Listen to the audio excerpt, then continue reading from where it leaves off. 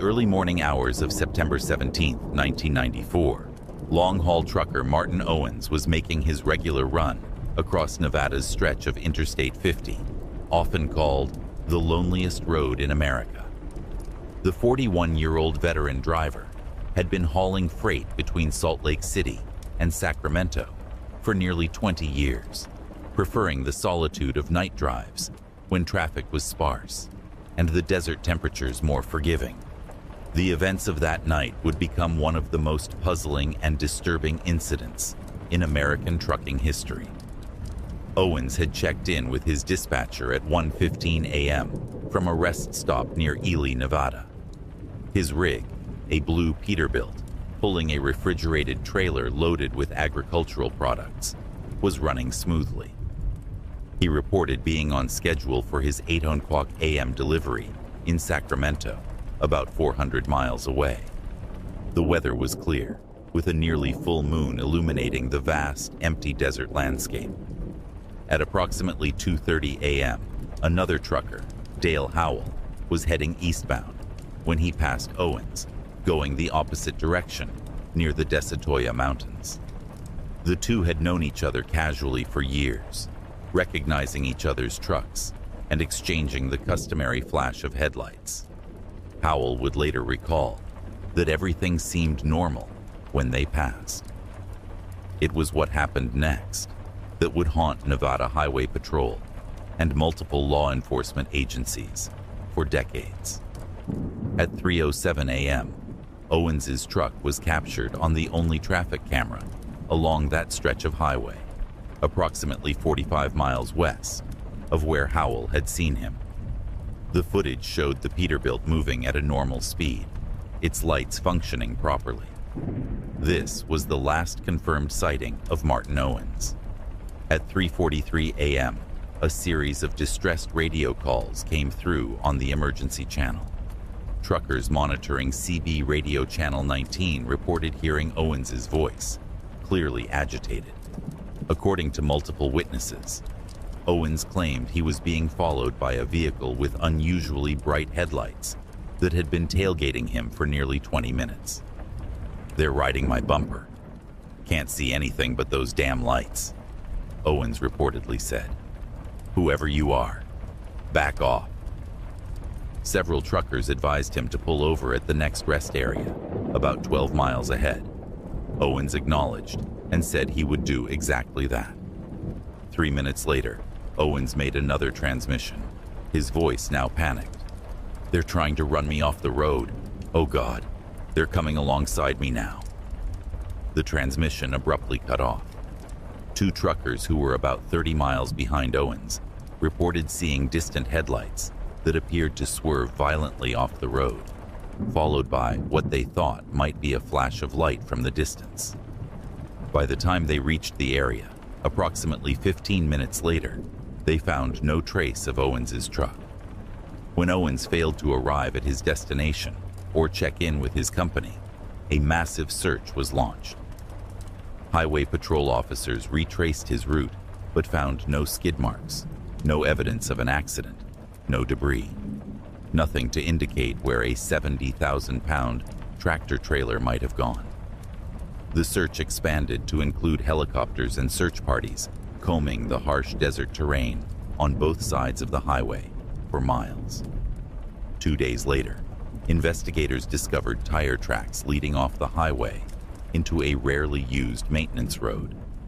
The tracks continued for approximately 7 miles before mysteriously ending in a wide, flat area of the desert. But there was no truck, no trailer, no cargo, no Martin Owens. The investigation intensified. Law enforcement considered every possibility: hijacking, theft, an elaborate insurance scam, even Owens faking his own disappearance. But Owens had no financial troubles, no criminal history, and by all accounts, was happily married with 3 children and a new grandchild he adored. 3 weeks after his disappearance, Owens's wallet was found by a hiker approximately 30 miles north of where the truck tracks had ended. It contained his driver's license, credit cards, and $236 in cash, ruling out robbery as a motive. The case took an even more disturbing turn 2 months later, when a Nevada Department of Transportation road crew discovered Owens's CB radio, damaged but recognizable, in a dry creek bed nearly 15 miles from the highway. Forensic analysis found several fingerprints that couldn't be matched to any database. Other truckers came forward with their own strange experiences on that same stretch of I-50. Several reported being aggressively followed by vehicles with unusually bright headlights in the weeks before and after Owens's disappearance. One driver described being forced onto the shoulder by an unmarked white van that sped away when another vehicle approached. Another claimed to have seen a similar van parked at various rest stops along I-50, always at night, always with its lights off. In January 1995, a breakthrough seemed imminent when police in Reno arrested 3 men in connection with a series of cargo thefts from trucks.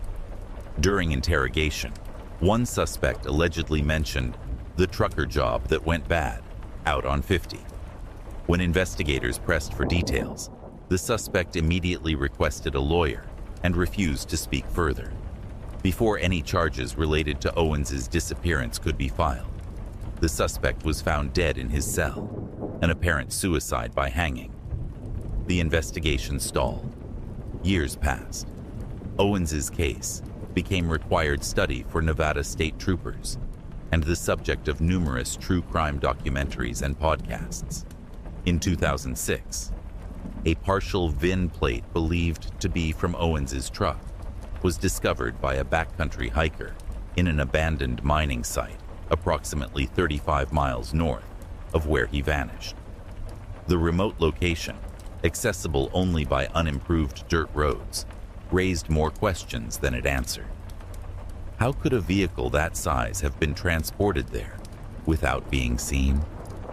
Why would anyone go to such elaborate lengths to hide a truck and its driver? The most chilling development came in 2012, when a retired truck stop waitress from eastern Nevada came forward with a Polaroid photograph she claimed had been left at her diner by a strange, quiet man just days after Owens disappeared. The grainy image showed what appeared to be a blue Peterbilt, similar to Owens's truck, parked inside a large structure that resembled a hangar or warehouse. While the image was too blurry to confirm the truck's identity conclusively, forensic photography experts noted that the license plate area seemed to have been deliberately obscured. Martin Owens's family has never given up hope of finding answers.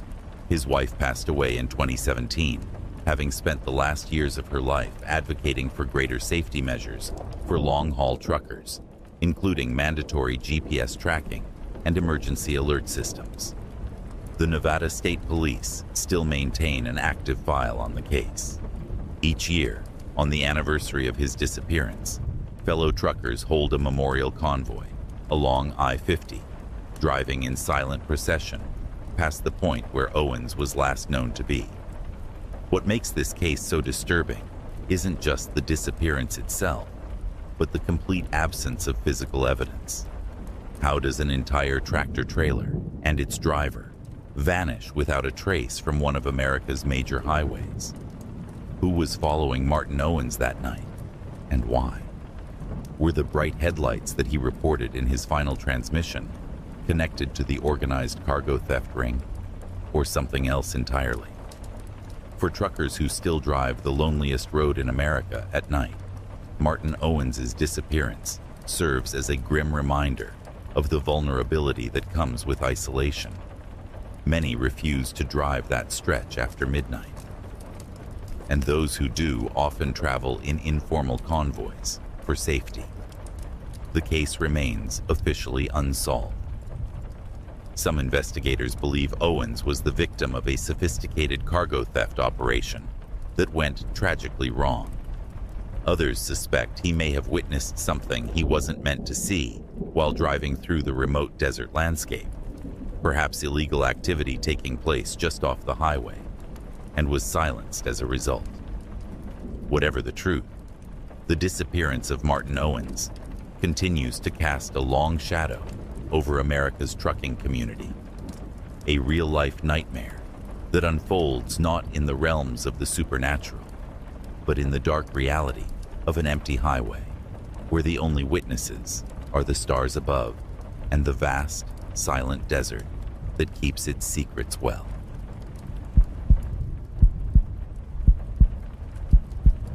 The first victim disappeared on a rainy Tuesday in October 1998.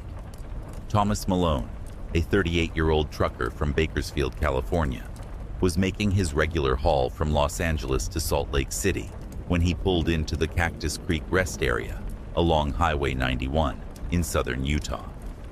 His truck, a distinctive red Kenworth with custom chrome details, was captured on the rest area's security camera at 11:37 p.m.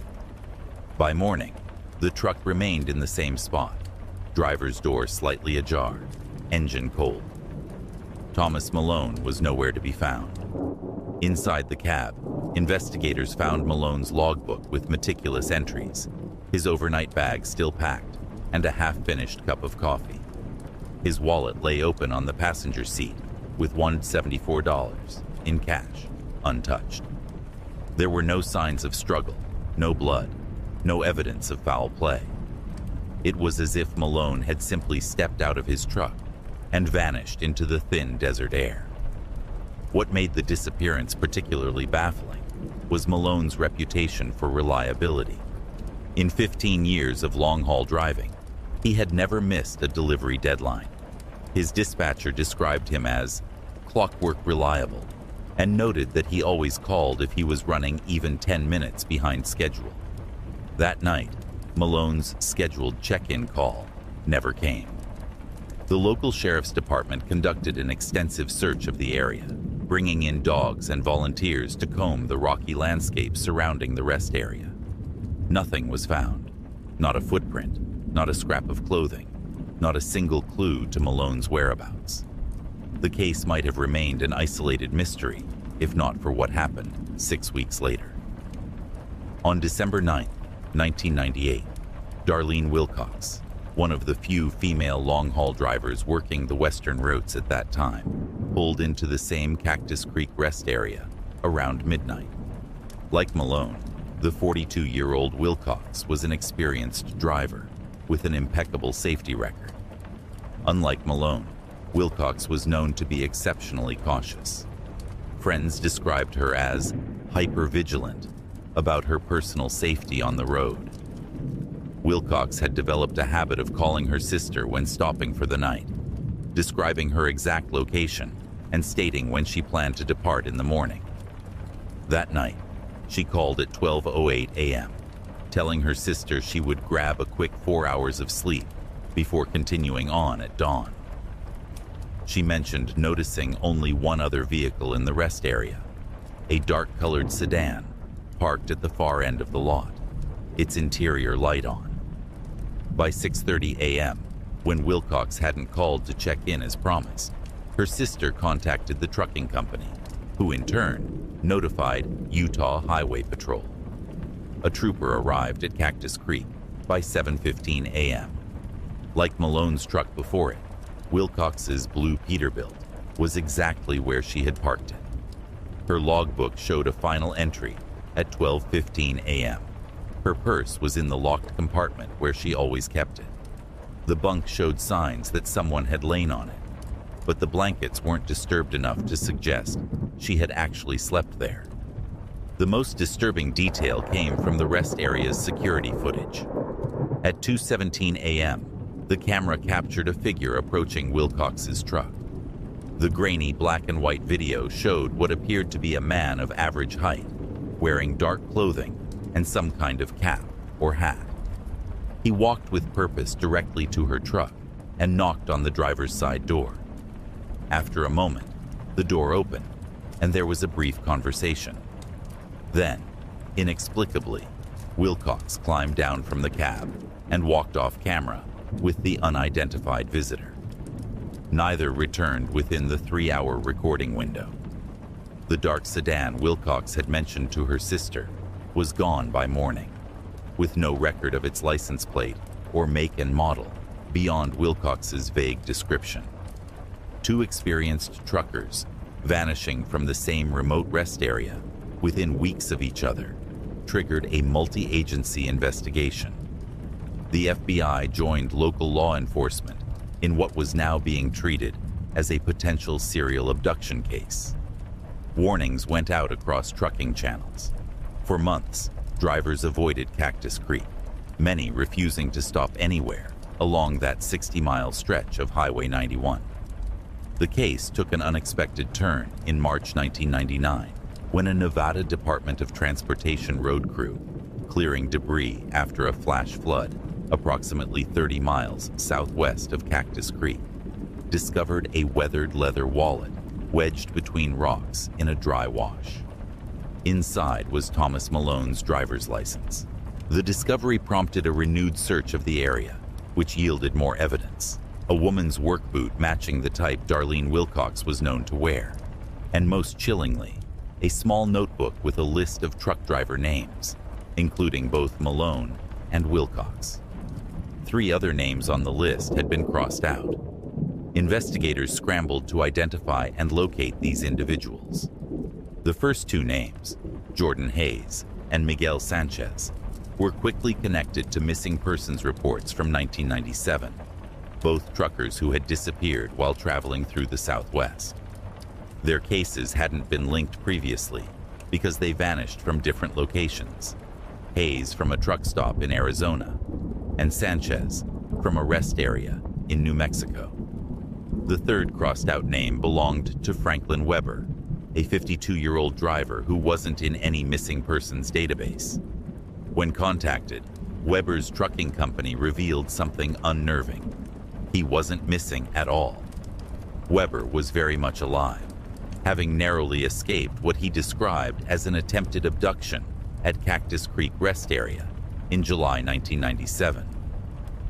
Weber hadn't reported the incident to police, believing he would sound paranoid. According to his belated statement, he had been approached in the middle of the night by a man claiming to be a stranded motorist. Something about the man's demeanor had made Weber uneasy, and he had refused to open his door. The stranger had become increasingly agitated, eventually threatening to add him to the collection before disappearing when another truck pulled into the rest area. Weber's description of the man matched the figure seen in the security footage with Darlene Wilcox, average height, wearing dark clothing and a cap. He added one crucial detail the grainy video hadn't revealed. The man had spoken with what Weber described as an educated accent, using surprisingly formal language. The investigation intensified, with law enforcement setting up undercover operations at Cactus Creek and other isolated rest areas along Highway 91. For months, nothing happened.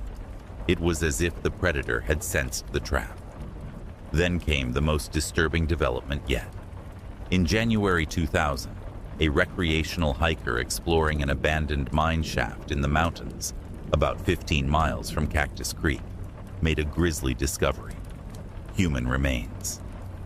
Forensic analysis would eventually confirm they belonged to Thomas Malone. The condition of the remains told a horrifying story. Malone had not died quickly. Evidence suggested he had been kept alive for weeks after his abduction, subjected to what the medical examiner delicately termed systematic trauma. The cause of death was ultimately starvation. As investigators expanded their search to nearby abandoned mines, of which there were dozens in the area, many dating back to the 1800s, they discovered a series of crude cells fashioned from mining chambers. One contained personal items belonging to Darlene Wilcox. Another held a trucker's cap identified as belonging to Miguel Sanchez. In the deepest chamber, they found something that chilled even the most seasoned investigators: a makeshift trophy room containing logbooks, keys, and personal effects from all 4 victims. The walls were covered with photos, surveillance-style images showing truckers at various rest stops, many unidentified. Some photos showed the victims before their abductions, suggesting they had been stalked for some time. Most disturbing was a detailed journal describing the abductions and subsequent captivity in clinical, almost academic language. The writer, presumably the perpetrator, referred to the victims not by name, but by number, detailing their responses to isolation and threshold for privation, as if conducting experiments. Despite the wealth of evidence, the identity of the perpetrator remained elusive. The journal contained no personal details, the photos included none of the photographer, and forensic evidence was degraded by time and the harsh environment. The Highway 91 investigation stalled again for nearly 2 years, until a routine traffic stop in Cedar City, Utah, led to the arrest of Edward Crane, a 45-year-old former psychology professor. In Crane's vehicle, officers found multiple fake IDs, a police scanner, and detailed maps marking remote rest areas across the Southwest.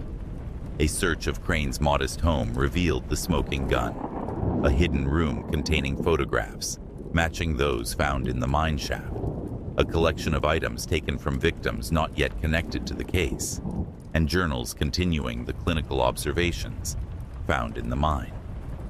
When confronted with the evidence, Crane showed neither remorse nor concern.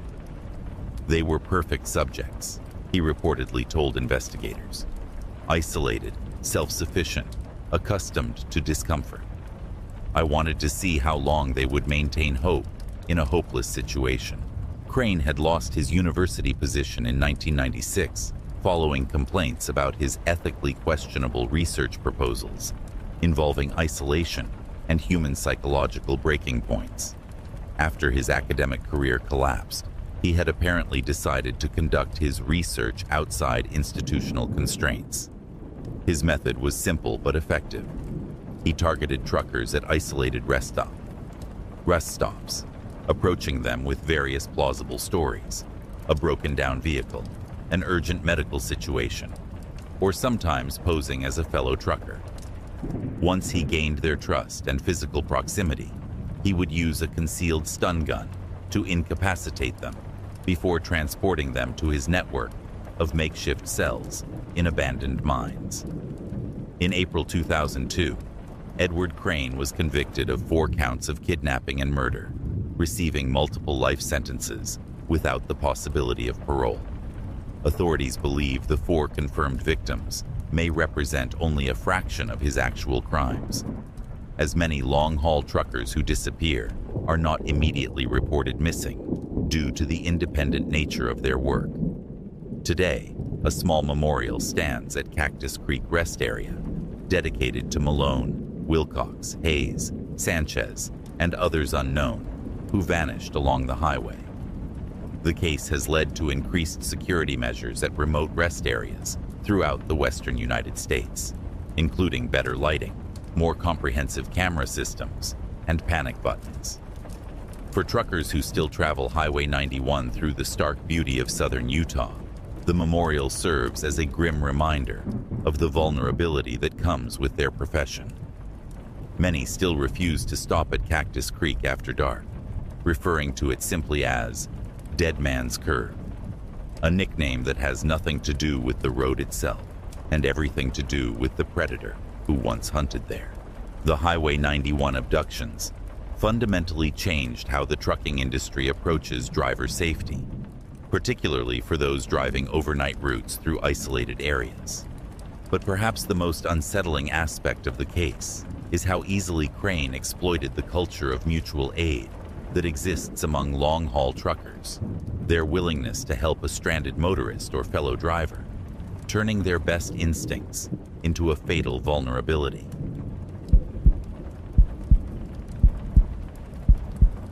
On the evening of March 12, 2005, veteran trucker Ray Simmons pulled his 18-wheeler into the Blue Mountain Truck Plaza off Route 219 in rural Pennsylvania.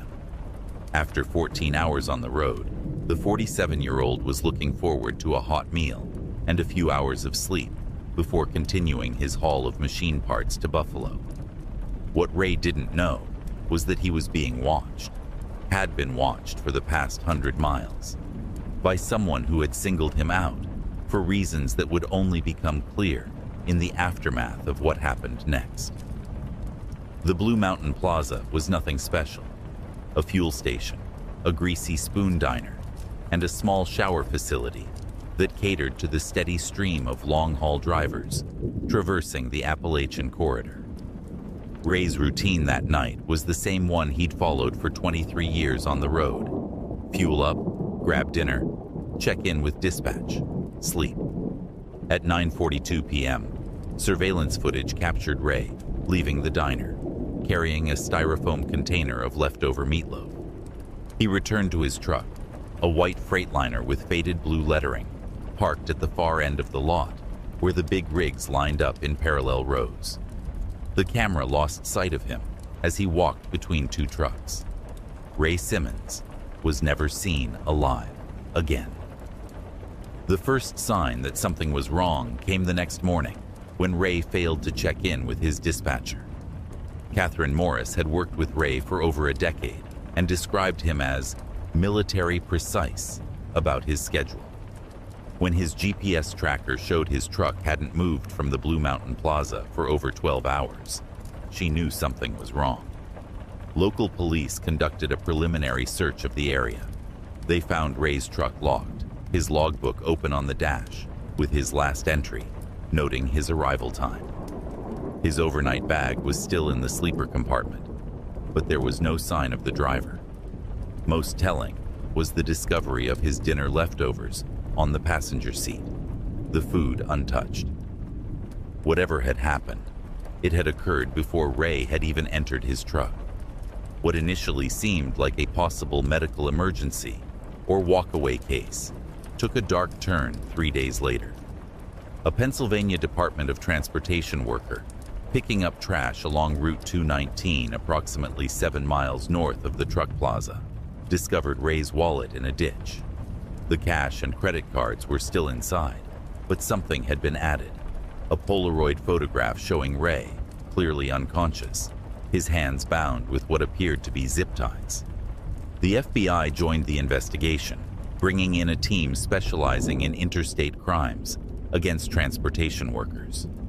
As they reviewed security footage from the truck plaza, agents noticed something that local investigators had missed: a dark SUV that had entered the plaza shortly after Ray's arrival. The vehicle had circled the lot twice before parking near the edge of the camera's range. No one had exited the SUV on camera, and it had left approximately 40 minutes after Ray was last seen. The investigation might have stalled there, if not for what happened 13 days after Ray's disappearance. Trucker Elaine Corbett, 39, pulled into the same Blue Mountain Plaza around 10:30 p.m. Like Ray, she was an experienced driver with a perfect safety record. Unlike Ray, Corbett had developed a habit of photographing her truck at every stop, a practice she'd started after a minor hit-and-run incident years earlier. That night, while taking her usual pictures, Corbett noticed something unusual. Later, she would tell investigators, "I was snapping photos of my rig when I caught a flash of movement underneath the trailer parked next to mine. At first, I thought it was an animal, maybe a stray dog. But then I realized it was a person, crawling on their belly between the wheels." Corbett immediately retreated to her truck, locked the doors, and called 911. By the time police arrived 17 minutes later, the lurker was gone. However, Corbett's photographs provided the first clear image of the suspect, a man in his 30s or 40s, wearing dark clothing and what appeared to be tactical-style gloves. Most unsettling was the object clearly visible in his hand, a telescoping rod with what looked like a wire loop at the end, similar to animal control catch poles used to snare aggressive dogs. Police issued an alert to all truck stops within a 100-mile radius. For weeks, patrol cars maintained a visible presence at the Blue Mountain Plaza and similar facilities along Route 219. The FBI released a composite sketch based on Corbett's photographs, which generated dozens of tips, but no solid leads. Then, in early May 2005, nearly 2 months after Ray Simmons vanished, a breakthrough came from an unexpected source. State police responded to a single vehicle accident on a rural road about 30 miles from the Blue Mountain Plaza. The driver, identified as Howard Keegan, 42, had lost control on a curve and crashed into a tree. When officers searched the vehicle, they found a disturbing collection of items: zip ties identical to those seen in the Polaroid of Ray, a telescoping catch pole, several syringes containing traces of a powerful sedative, and most damning of all, Ray Simmons' company ID badge. Inside a locked toolbox in the trunk, investigators discovered more Polaroids, dozens of them, showing not just Ray Simmons, but 5 other men, all appearing unconscious or semi-conscious in similar poses. One of the photographs revealed a partial interior that forensics experts would later identify as a specific type of utility van. A search of property records led police to an abandoned dairy farm owned by Keegan's deceased uncle. There, in a converted milk house with reinforced doors and blacked-out windows, they found the horrifying answer to what had happened to Ray Simmons and, presumably, the other men in the photographs. The concrete-floored room contained a metal-framed bed bolted to the floor, with restraint points at each corner. A drain had been installed in the center of the room. Forensic teams recovered hair and blood samples from multiple individuals, including Ray. On a workbench, investigators discovered notebooks filled with detailed surveillance notes on dozens of truckers, including their routes, schedules, and habits. Howard Keegan survived the crash, but suffered serious head trauma. When he regained consciousness in the hospital, under police guard, he was unable or unwilling to speak. Neurologists confirmed he had suffered damage to areas of his brain associated with speech and memory. Whether genuine or feigned, Keegan's silence meant that many questions about his crimes would remain unanswered. What investigators pieced together from evidence painted a methodical predator who had developed a system for hunting long-haul truckers. Keegan would identify potential victims at truck stops, follow them to determine their habits, then lie in wait. Using the catch pole, a tool that allowed him to maintain distance, he would deliver an incapacitating injection of sedatives, then transfer his unconscious victims to his van. The most chilling aspect of the case emerged when investigators gained access to Keegan's home computer. For years, he had frequented online forums dedicated to true crime and serial killers, particularly those who had targeted travelers and highway users. In private messages, he had expressed admiration for their methods while criticizing their mistakes that led to their eventual capture. Keegan had been employed intermittently as a long-haul trucker himself between 1998 and 2003, but had lost his commercial license after a series of safety violations. Records showed he had worked briefly at the Blue Mountain Plaza as an overnight janitor before being fired for erratic behavior. This history gave him intimate knowledge of trucker routines and the relative isolation of certain areas of large truck stops, particularly at night.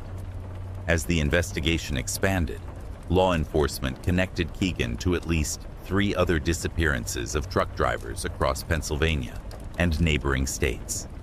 In each case, the pattern was similar: experienced drivers vanishing from truck stops with their personal belongings left behind. The fate of Ray Simmons was finally determined when cadaver dogs led searchers to a remote section of the dairy farm property.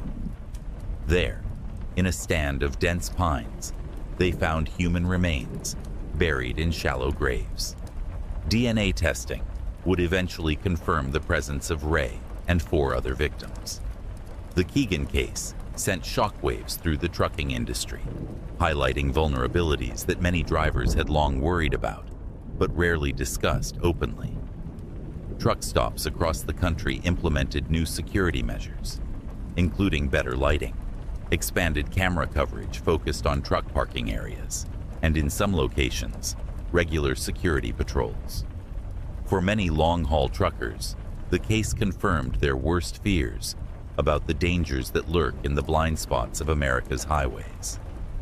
The solitude that many drivers cherish became something more ominous, isolation that could make them targets. Female truckers like Elaine Corbett, whose quick thinking and photography habit had helped break the case, reported feeling especially vulnerable. In response, trucking companies developed new protocols, including regular check-in requirements and panic buttons in newer trucks. Many drivers began traveling in loose convoys, maintaining radio contact with colleagues even during rest periods. The buddy system, once mainly used by rookies, became standard practice for veterans as well. Howard Keegan never stood trial for his crimes. In October 2006, while awaiting competency evaluation at a secure medical facility, he used a sharpened plastic utensil to open an artery in his arm. He left no suicide note, taking whatever twisted motivations had driven him to his grave. The Ray Simmons Memorial Fund was established by his former employer to help improve safety conditions for long-haul drivers. Every year on the anniversary of his disappearance, truckers passing the Blue Mountain Plaza sound their horns in a solemn tribute that echoes across the Appalachian foothills. Today, a simple stone marker stands in the truckers' lounge at the plaza, bearing the names of the confirmed victims and a quote chosen by Ray's widow. "The road is long, but they are not forgotten." For veteran drivers who still traverse Route 219 through the rolling Pennsylvania countryside, the Blue Mountain Plaza serves as a grim reminder of the vulnerability that comes with life on the road. Many still refuse to park in the far section of the lot, referring to it as the blind spot, a term that has nothing to do with mirror visibility and everything to do with the predator who once hunted there, selecting his victims from the shadows between the trucks. The case of the Route 219 stalker fundamentally changed how the trucking industry approaches driver safety, particularly during overnight rest periods. But perhaps most unsettling is how effectively Keegan exploited the truckers' world, using their necessary routines and isolation against them, turning the essential rest stop into a hunting ground. Law enforcement agencies now include truck stops in regular patrol routes, and FBI training includes specific modules on crimes targeting transportation workers.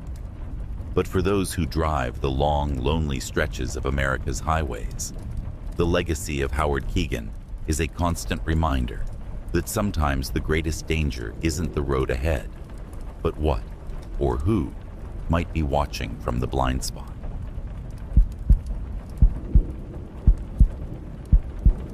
In the pre-dawn darkness of November 18, 2008, Victor Reese navigated his 18-wheeler along the winding roads of Montana's Bitterroot Range. The 53-year-old trucker from Spokane was hauling industrial refrigeration equipment to Missoula, taking a lesser-used mountain route, Highway 472, to avoid construction delays on the main interstate. As an early winter storm began dumping heavy snow across the region, Reese checked in with his dispatcher at 4:17 a.m., reporting that conditions were deteriorating, but still manageable. "Visibility's down to about 50 yards, he said over the crackling CB radio. "But I've got chains on, and I'm making decent time. Should clear Deadfall Canyon before the worst hits."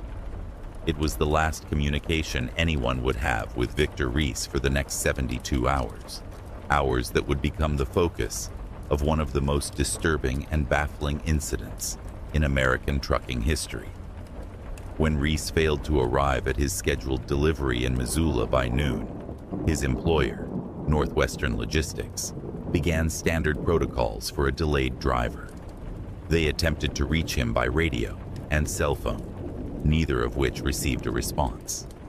The truck's onboard GPS tracking system showed it had stopped moving at approximately 5:30 a.m. in a remote section of Highway 472 that cuts through Deadfall Canyon, a steep walled ravine notorious among local drivers for poor cell reception and treacherous winter conditions.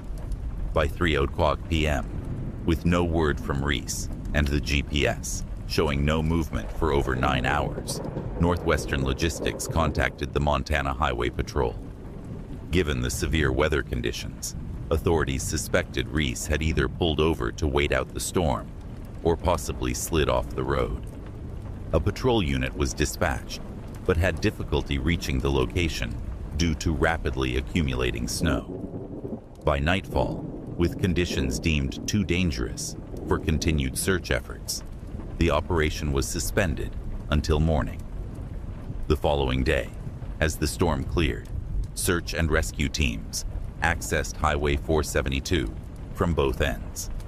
At 11:23 a.m., they located Reese's truck, a white Kenworth T680 with Northwestern Logistics markings, parked in a small turnout approximately halfway through Deadfall Canyon.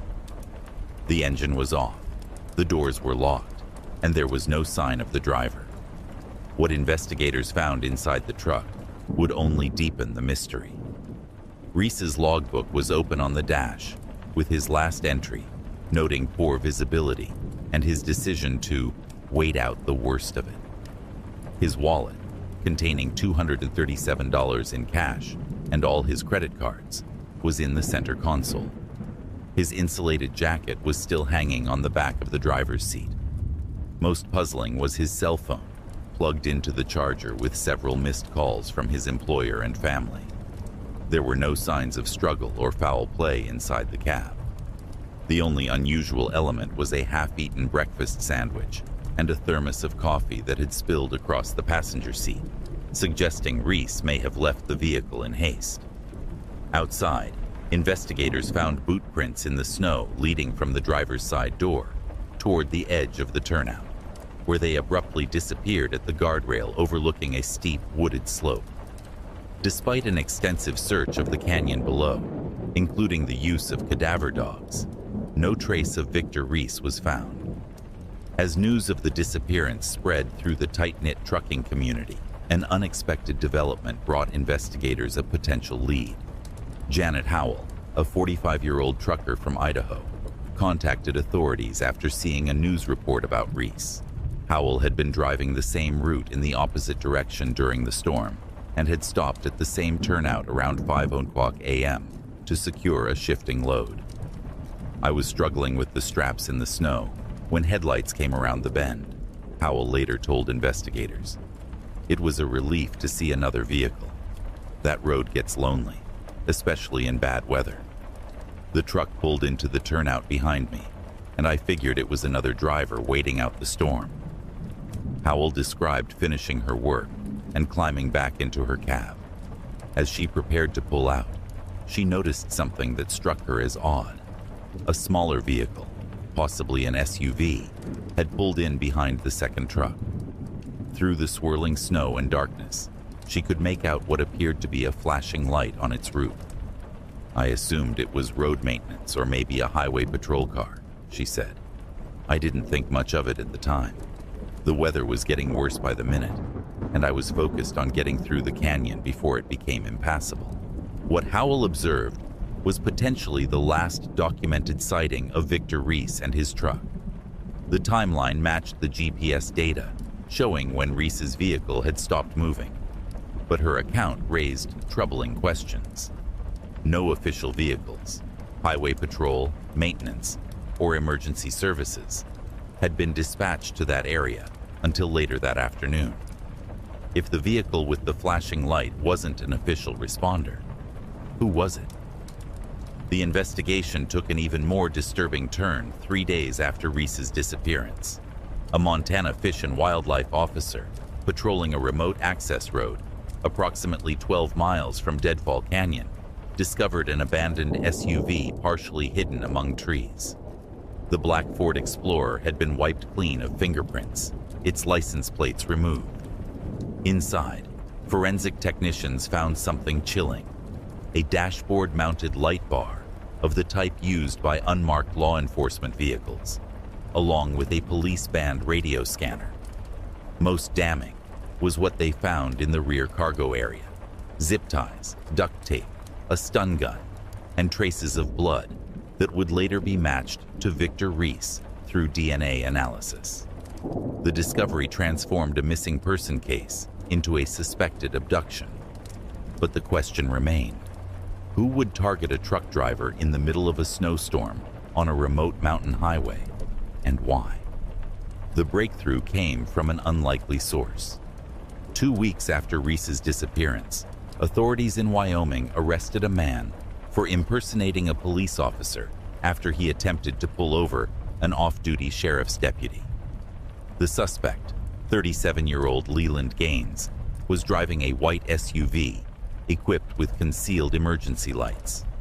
A search of Gaines's apartment in Cheyenne revealed a disturbing collection: police scanners, multiple light bars and sirens, replica badges from various law enforcement agencies, and a collection of trucker CB radios.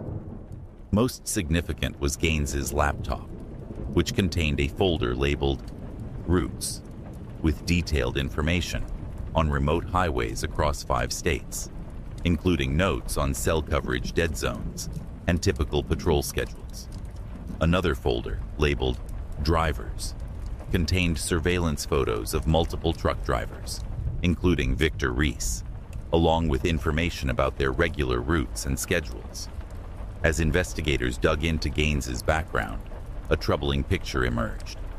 The former security guard had applied to multiple police departments over the years, but had been rejected each time during psychological evaluation stages. He had accumulated an extensive collection of police memorabilia and spent hours listening to scanner traffic. Neighbors described him as obsessed with law enforcement and noted that he often wore tactical clothing and drove vehicles that resembled unmarked police cars. When confronted with evidence linking him to the Deadfall Canyon incident, Gaines initially denied any involvement. However, facing mounting forensic evidence, including cell tower data placing him in the area on the morning of Reese's disappearance, he eventually confessed to a pattern of crimes targeting isolated truckers. According to Gaines's confession, he had developed a methodology for identifying vulnerable drivers on remote routes. Using police scanners and CB radio, he would listen for truckers reporting their positions during bad weather or mechanical troubles. Posing as law enforcement, he would approach the stranded drivers, gain their trust, and then overpower them. They always opened the door, he told investigators in a recorded interview. When someone thinks you're a cop, they don't question it. They're programmed to comply. In Reese's case, Gaines admitted to monitoring CB chatter during the snowstorm and hearing Reese's call to his dispatcher about the deteriorating conditions. Recognizing an opportunity, he followed Reese's truck through Deadfall Canyon, waiting until the driver pulled over to wait out the storm. Using emergency lights and wearing what appeared to be an official uniform, Gaines approached the truck, claiming to be checking on stranded motorists. When Reese opened his door, Gaines incapacitated him with a stun gun before forcing him into the SUV. The presence of Janet Howell's truck in the turnout had been an unexpected complication, but Gaines had maintained his law enforcement persona, even nodding acknowledgement to her as she pulled away, a chilling detail Howell would later confirm. What happened next remains one of the most disturbing aspects of the case. Gaines took Reese to an abandoned hunting cabin deep in the Bitterroot Wilderness, a location so remote it was only accessible by four-wheel drive vehicles in good weather. There, according to forensic evidence later collected from the site, he held Reese captive for approximately 38 hours before the trucker attempted to escape during a moment when Gaines was outside checking his vehicle. Weakened by exposure and injuries from the stun gun, Reese made it less than a mile before collapsing in the snow. His remains were eventually recovered based on information provided by Gaines as part of a plea agreement, ending the agonizing uncertainty for his family, if not their grief. As the investigation expanded, authorities linked Gaines to 3 other cases of missing truckers across Montana, Wyoming, and Idaho, dating back to 2006. In each instance, the pattern was similar. Drivers disappeared from remote locations during bad weather, their trucks found abandoned but intact, with few clues to their fate. In July 2009, Leland Gaines pleaded guilty to 4 counts of kidnapping and murder, receiving multiple life sentences without the possibility of parole. During sentencing, the judge described his crimes as predatory in the most calculating sense, noting the extraordinary measures Gaines had taken to target victims who were isolated and vulnerable. The Deadfall Canyon incident and subsequent investigation fundamentally changed security protocols within the trucking industry. Companies implemented enhanced GPS tracking systems that could detect unusual stops and trigger automatic alerts. Many carriers began requiring check-in calls when drivers stopped in remote areas, regardless of weather or time of day. Some outfitted their fleets with dashboard cameras that activated when someone approached the truck. Perhaps most significantly, the case prompted a nationwide advisory to commercial drivers about verifying the identity of anyone claiming to be law enforcement, particularly in isolated areas. The Trust but Verify protocol, calling dispatch to confirm the legitimacy of an officer before opening doors, has become standard practice among long-haul truckers. For those who still drive the mountain routes of the Northern Rockies, particularly Highway 472 through Deadfall Canyon, Victor Reese's story serves as a somber reminder of the unique vulnerabilities faced by those who keep America's supply chains moving through the most isolated corners of the country.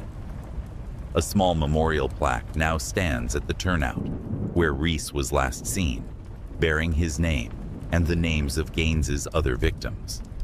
Truckers passing through often stop briefly to leave small tokens, coins, keychains, or truck miniatures, a gesture of solidarity with a fellow driver who never made it home. The legacy of the Deadfall Canyon incident lives on in the changed practices of an entire industry and in the heightened awareness among truckers that sometimes the greatest dangers on America's highways have nothing to do with road conditions or mechanical failures, but with the predators who understand and exploit the solitary nature of their profession. As veteran trucker Janet Howell, whose chance encounter placed her unwittingly at the edge of a nightmare, would later observe, "We're the most visible invisible people in America. Everyone sees our trucks, but few people think about the vulnerable human being inside that cab, often alone, often in the middle of nowhere, just trying to do their job."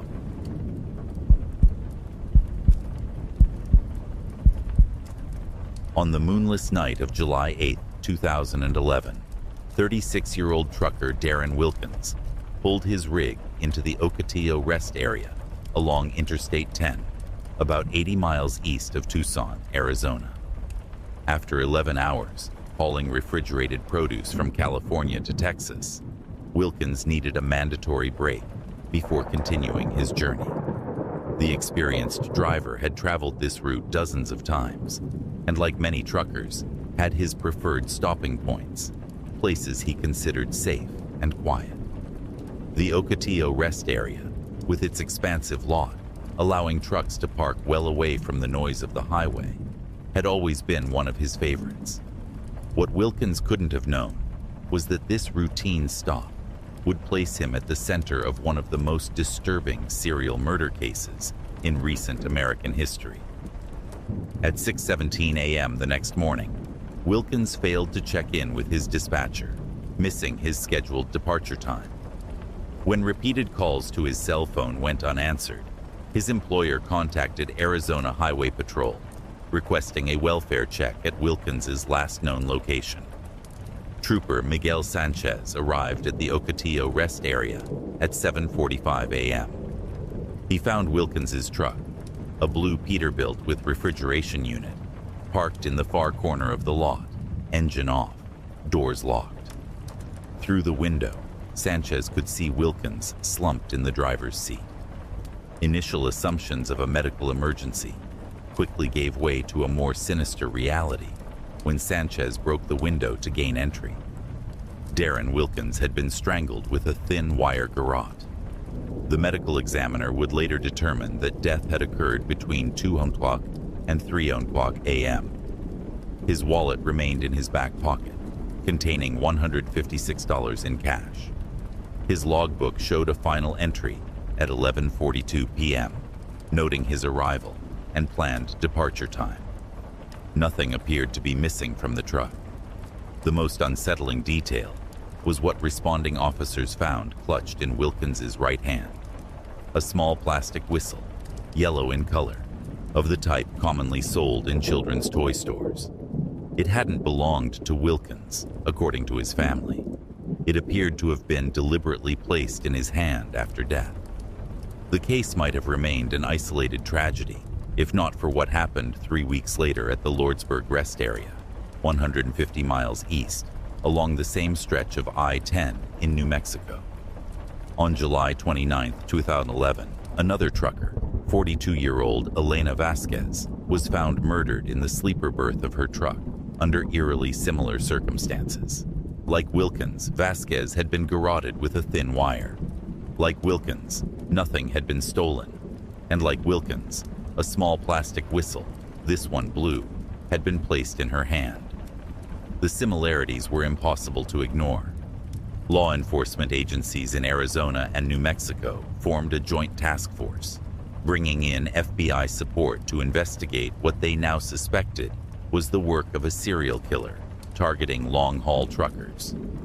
As detectives combed through months of incident reports from rest areas along I-10, they discovered something chilling. Wilkins and Vasquez weren't the first victims. 7 months earlier, in December 2010, 51-year-old Peter Krause had been found dead in his truck at a rest stop just west of El Paso, Texas. His death had initially been attributed to a heart attack, but the autopsy had noted unusual bruising around his neck that hadn't been fully explained.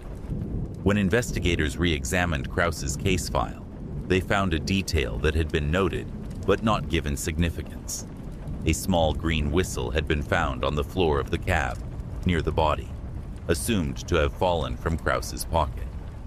His family, when interviewed, confirmed that Krause had not owned such an item. The task force now had 3 linked cases spanning 3 states along the same interstate corridor. Media outlets dubbed the unknown killer the Whistler, and trucking companies began issuing warnings to drivers about traveling alone along I-10, particularly at night. Forensic analysis yielded frustratingly little. The wire garrotes appeared to be standard picture-hanging wire, available at any hardware store. The whistles were mass-produced toys, sold in dollar stores across the country. No fingerprints, DNA, or other traceable evidence had been left behind. The breakthrough came from an unexpected source. Following a news conference about the murders, a truck stop employee in Las Cruces, New Mexico, contacted authorities with information that would fundamentally change the investigation. Melissa Torres, a night shift cashier at the Roadrunner Truck Plaza, reported that in the weeks before Vasquez's murder, she had observed a peculiar interaction. A man driving a white panel van with Arizona plates had approached several truckers in the parking lot, offering to sell them security devices for their rigs, supposedly small alarms that would trigger if anyone tried to break into the cab while they slept. He seemed to specifically target drivers who were alone, Torres told investigators. He'd watch the lot from his van, then approach them as they were heading back to their trucks for the night.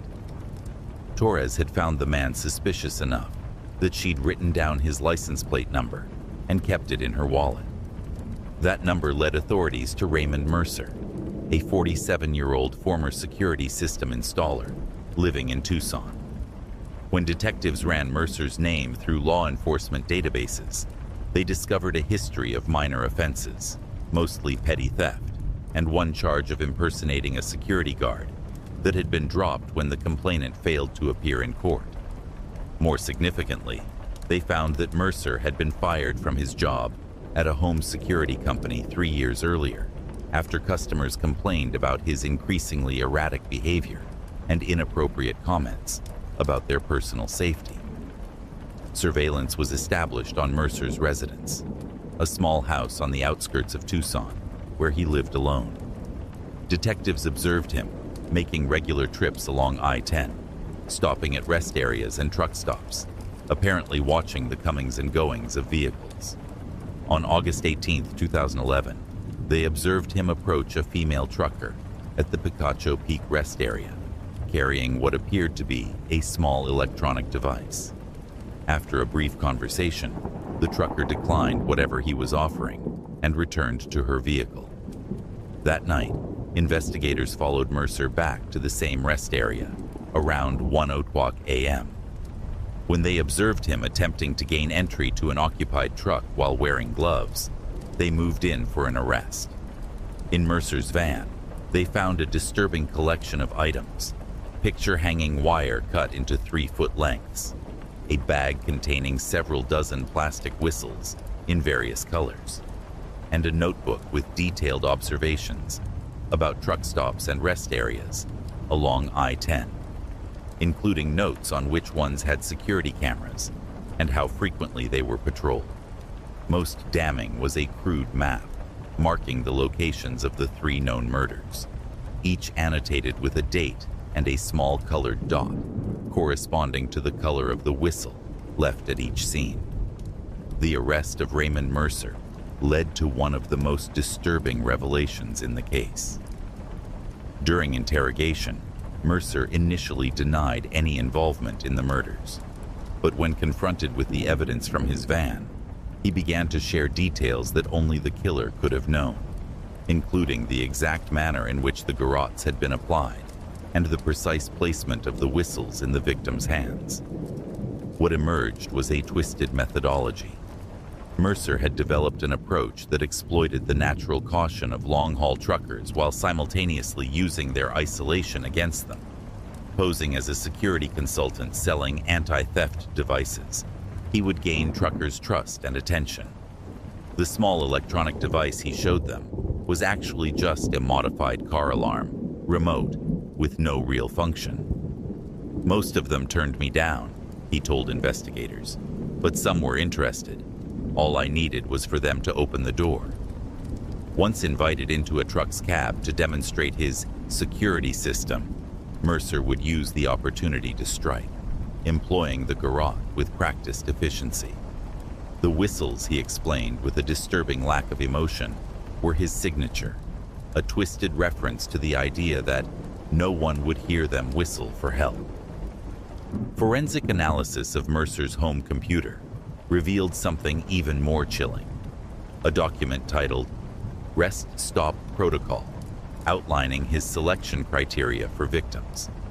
He specifically targeted drivers who were alone and chose rest areas known for low traffic during overnight hours. He avoided truck stops with 24-hour services, preferring isolated highway rest areas where trucks might be widely spaced apart. Most disturbing was his methodology for selecting which truck to approach. He would circle rest areas using a handheld scanner to detect CB radio transmissions from inside trucks. When he identified a driver communicating with other truckers, he would move on. He specifically sought out drivers who appeared to be completely alone, with no communication with others, those least likely to be immediately missed. As the investigation expanded, authorities linked Mercer to 5 additional unsolved deaths of truckers across the Southwest, dating back to 2009.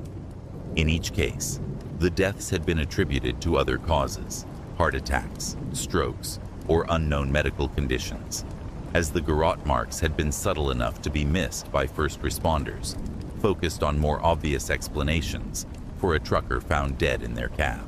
In March 2012, Raymond Mercer pleaded guilty to 8 counts of first-degree murder to avoid the death penalty.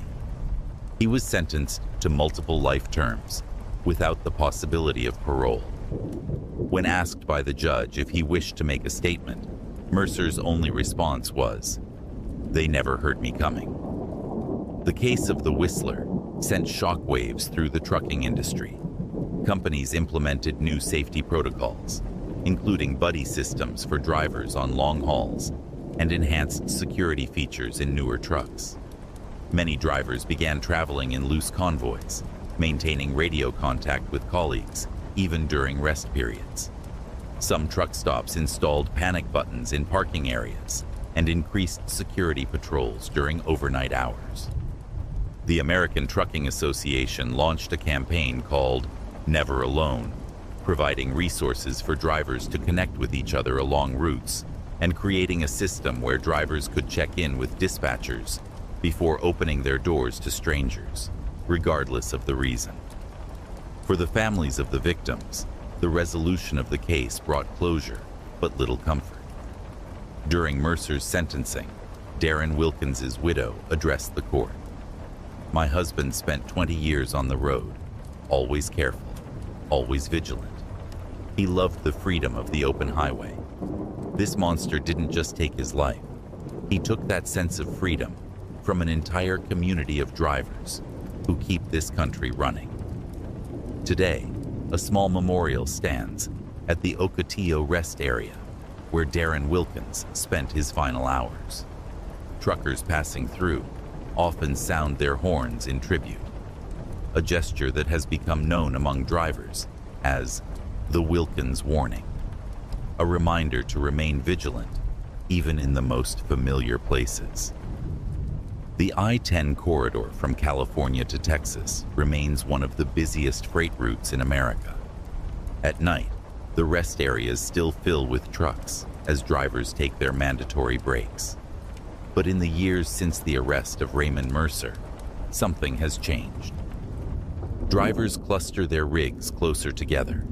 Lights remain on in cabs that once would have gone dark. And on the CB radio, a new sign-off has become common among truckers heading to rest. Keep your doors locked and your whistles ready. The case of the I-10 rest stop murders fundamentally altered how an entire industry thinks about personal safety. For the hundreds of thousands of men and women who make their living on America's highways, the legacy of the Whistler is a heightened awareness that sometimes the greatest dangers aren't found on the road itself, but in the seemingly safe places where they stop along the way. As veteran trucker and safety advocate Eleanor Martinez puts it, "Before Mercer, we worried about accidents, weather, mechanical failures. Now we know there's a different kind of hazard out there. People who see our solitude as vulnerability. The open road will never feel quite the same again."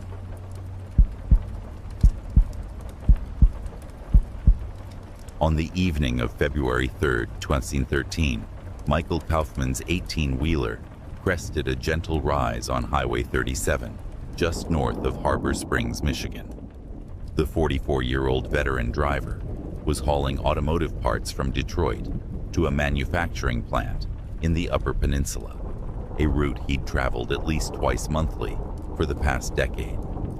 What happened in the next 15 minutes would become one of the most harrowing survival stories in American trucking history and expose a terrifying truth that would change highway safety protocols across the northern United States. The night was clear but bitterly cold, with temperatures hovering around -15 degrees Fahrenheit. Kaufman's logbook, recovered later, showed he'd made good time despite the harsh winter conditions, keeping a steady pace of just under the speed limit. At 9:47 p.m., he radioed a routine check-in to his dispatcher, reporting all systems normal and estimating his arrival at his destination by 2:00 a.m. The Harbor Springs Bridge, spanning a deep ravine about 70 feet above the frozen Pine River, was a familiar landmark for Kaufman. A concrete and steel structure built in the 1970s, and recently inspected, according to state records. As he approached the bridge at approximately 9:52 p.m., his dash camera captured what appeared to be perfectly clear roads. What the camera couldn't detect was the nearly invisible sheet of black ice that had formed across the bridge's surface, the result of a unique and deadly combination of factors that engineers would later determine had created the perfect conditions for disaster. The first indication of trouble came when Kaufman's truck began to slide ever so slightly to the right. The dash camera's audio picked up his quick intake of breath, followed by the sound of him shifting gears to reduce speed, a veteran driver's instinctive response. For 3 seconds, it appeared he had controlled the slide. Then the trailer began to jackknife. The next 20 seconds of footage show Kaufman fighting to regain control as the massive vehicle slid sideways across both lanes. His training evident, he turned into the skid while avoiding sudden braking that would have accelerated the jackknife. For a moment, it seemed he might regain control. That hope vanished when the trailer struck the bridge's right guardrail at an angle. The impact, while not catastrophic, was enough to compromise the already weakened section of railing, a critical detail that would become central to the subsequent investigation. What should have been a standard guardrail impact turned into something far more deadly when a 10-foot section of the railing collapsed outward. The trailer's momentum carried it toward the newly created gap, dragging the cab with it. The dash camera captured Kaufman's single, shouted expletive before the feed abruptly cut off as the truck tore through the opening and plummeted toward the frozen river below. By all rational expectations, Michael Kaufman should have died that night. The truck's cab struck the ice-covered river with catastrophic force, partially breaking through the surface before coming to rest at a precarious angle. The trailer, still connected, hung partially suspended from the broken bridge, creating a grotesque sculpture of twisted metal, visible to the first responders who arrived approximately 17 minutes later, alerted by a passing motorist who had witnessed the accident. What those first responders found was something none of them had anticipated. Kaufman was alive. Thrown from the cab during impact, but somehow avoiding being crushed, Kaufman had landed on the frozen river surface about 20 feet from the partially submerged truck. Though severely injured with multiple fractures and showing signs of hypothermia, he was conscious when paramedics reached him. His first words, according to the incident report, were, "Something's wrong with that bridge. The rail just went." The rescue operation that followed was complicated by the extreme cold, the precarious position of the suspended trailer, and the risk of the ice giving way completely. Using specialized equipment, emergency teams stabilized Kaufman and transported him to Harbor Springs Regional Medical Center, where he underwent emergency surgery for internal bleeding and compound fractures to both legs. While Kaufman fought for his life in intensive care, investigators began the process of determining what had caused this near-fatal accident. Initial assumptions focused on driver error or possible mechanical failure, standard protocols for any trucking incident. However, as evidence accumulated, a more disturbing picture emerged. Michigan Department of Transportation engineers, examining the failed guardrail, discovered that the section that had given way showed signs of extensive internal corrosion that would not have been visible during routine external inspections. More troubling, they found that the guardrail's anchoring system had been compromised by improper maintenance during a repair 5 years earlier. But the investigation took an even more unsettling turn when authorities reviewed the past decade of accident reports for the Harbor Springs Bridge. They discovered a pattern: 6 previous accidents involving the bridge's guardrails, all during winter months, all dismissed as routine winter driving incidents with no fatalities. In each case, the damage had been repaired without comprehensive structural assessment. Michigan State Police expanded their investigation, interviewing former highway maintenance workers and contractors.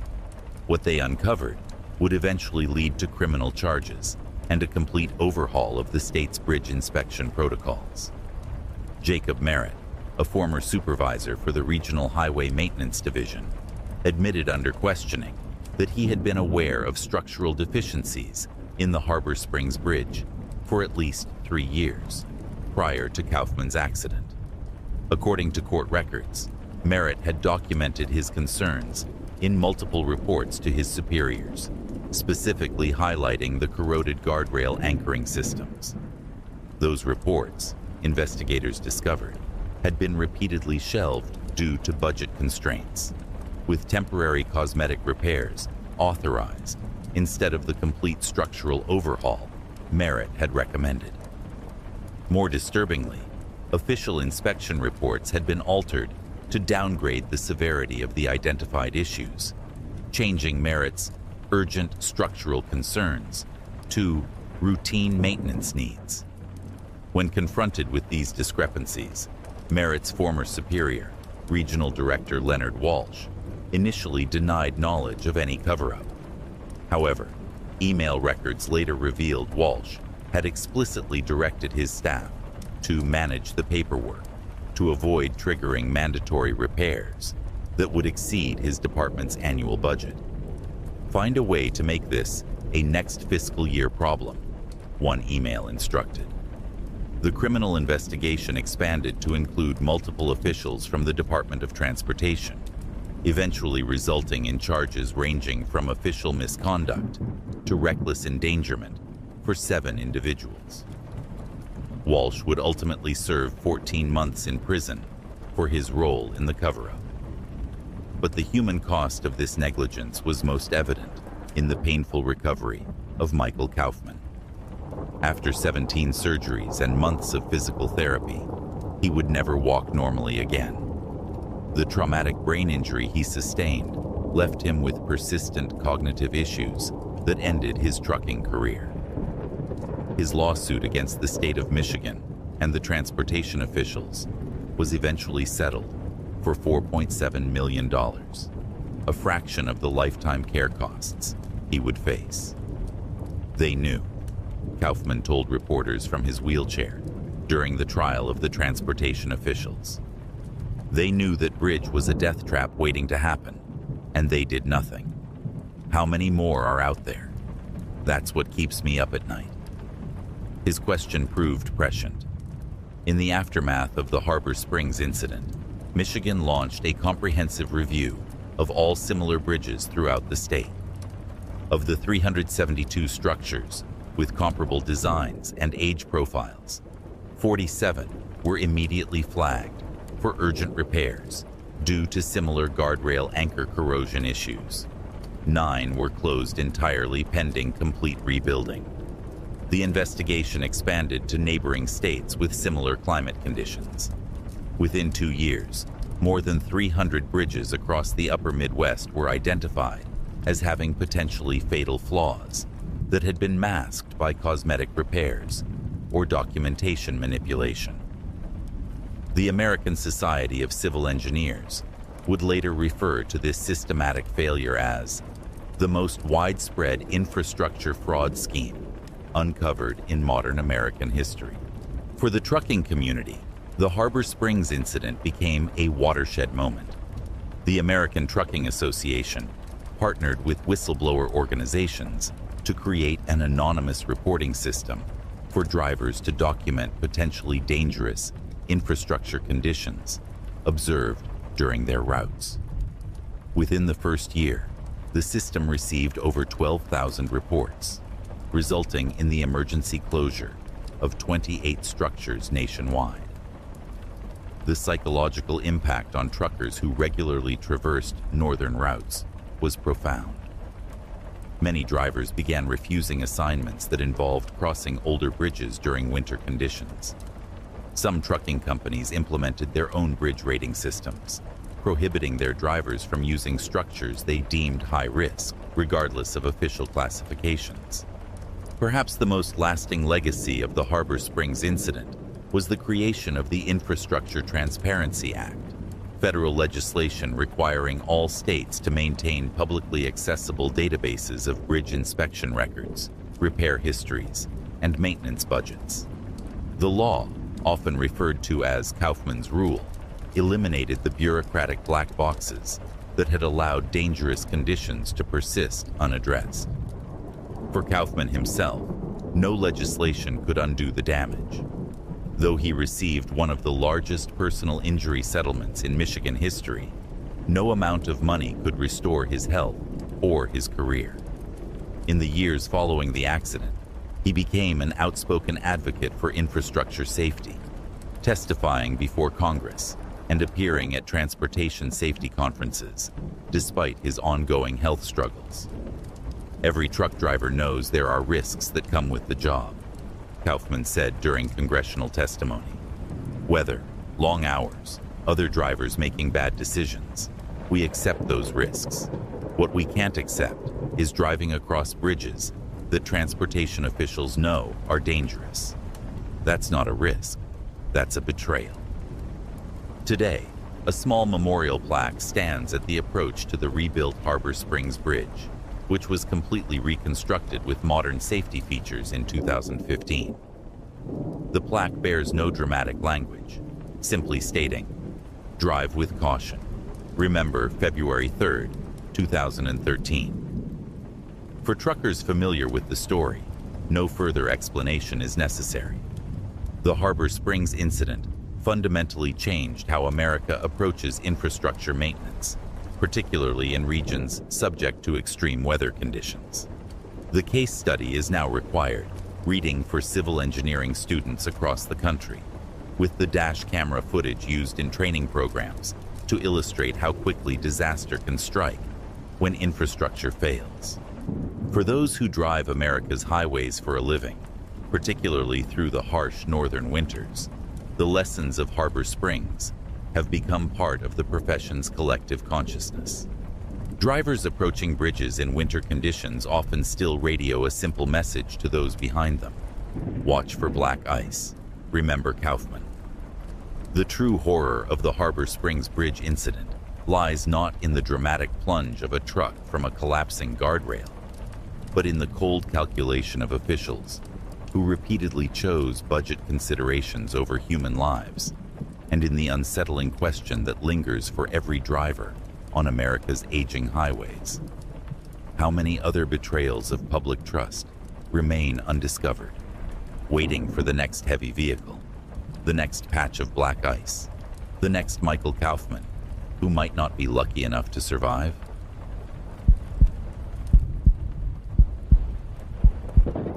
On August 17, 2018, Teresa Blackwell pulled her 18-wheeler onto Interstate 5 just north of Redding, California. The 39-year-old trucker from Eugene, Oregon, was hauling medical supplies to Sacramento, a route she'd driven dozens of times in her 15-year career. What began as a routine summer haul would soon transform into one of the most harrowing survival stories in modern American trucking history. The summer of 2018 had been particularly brutal for California wildfires.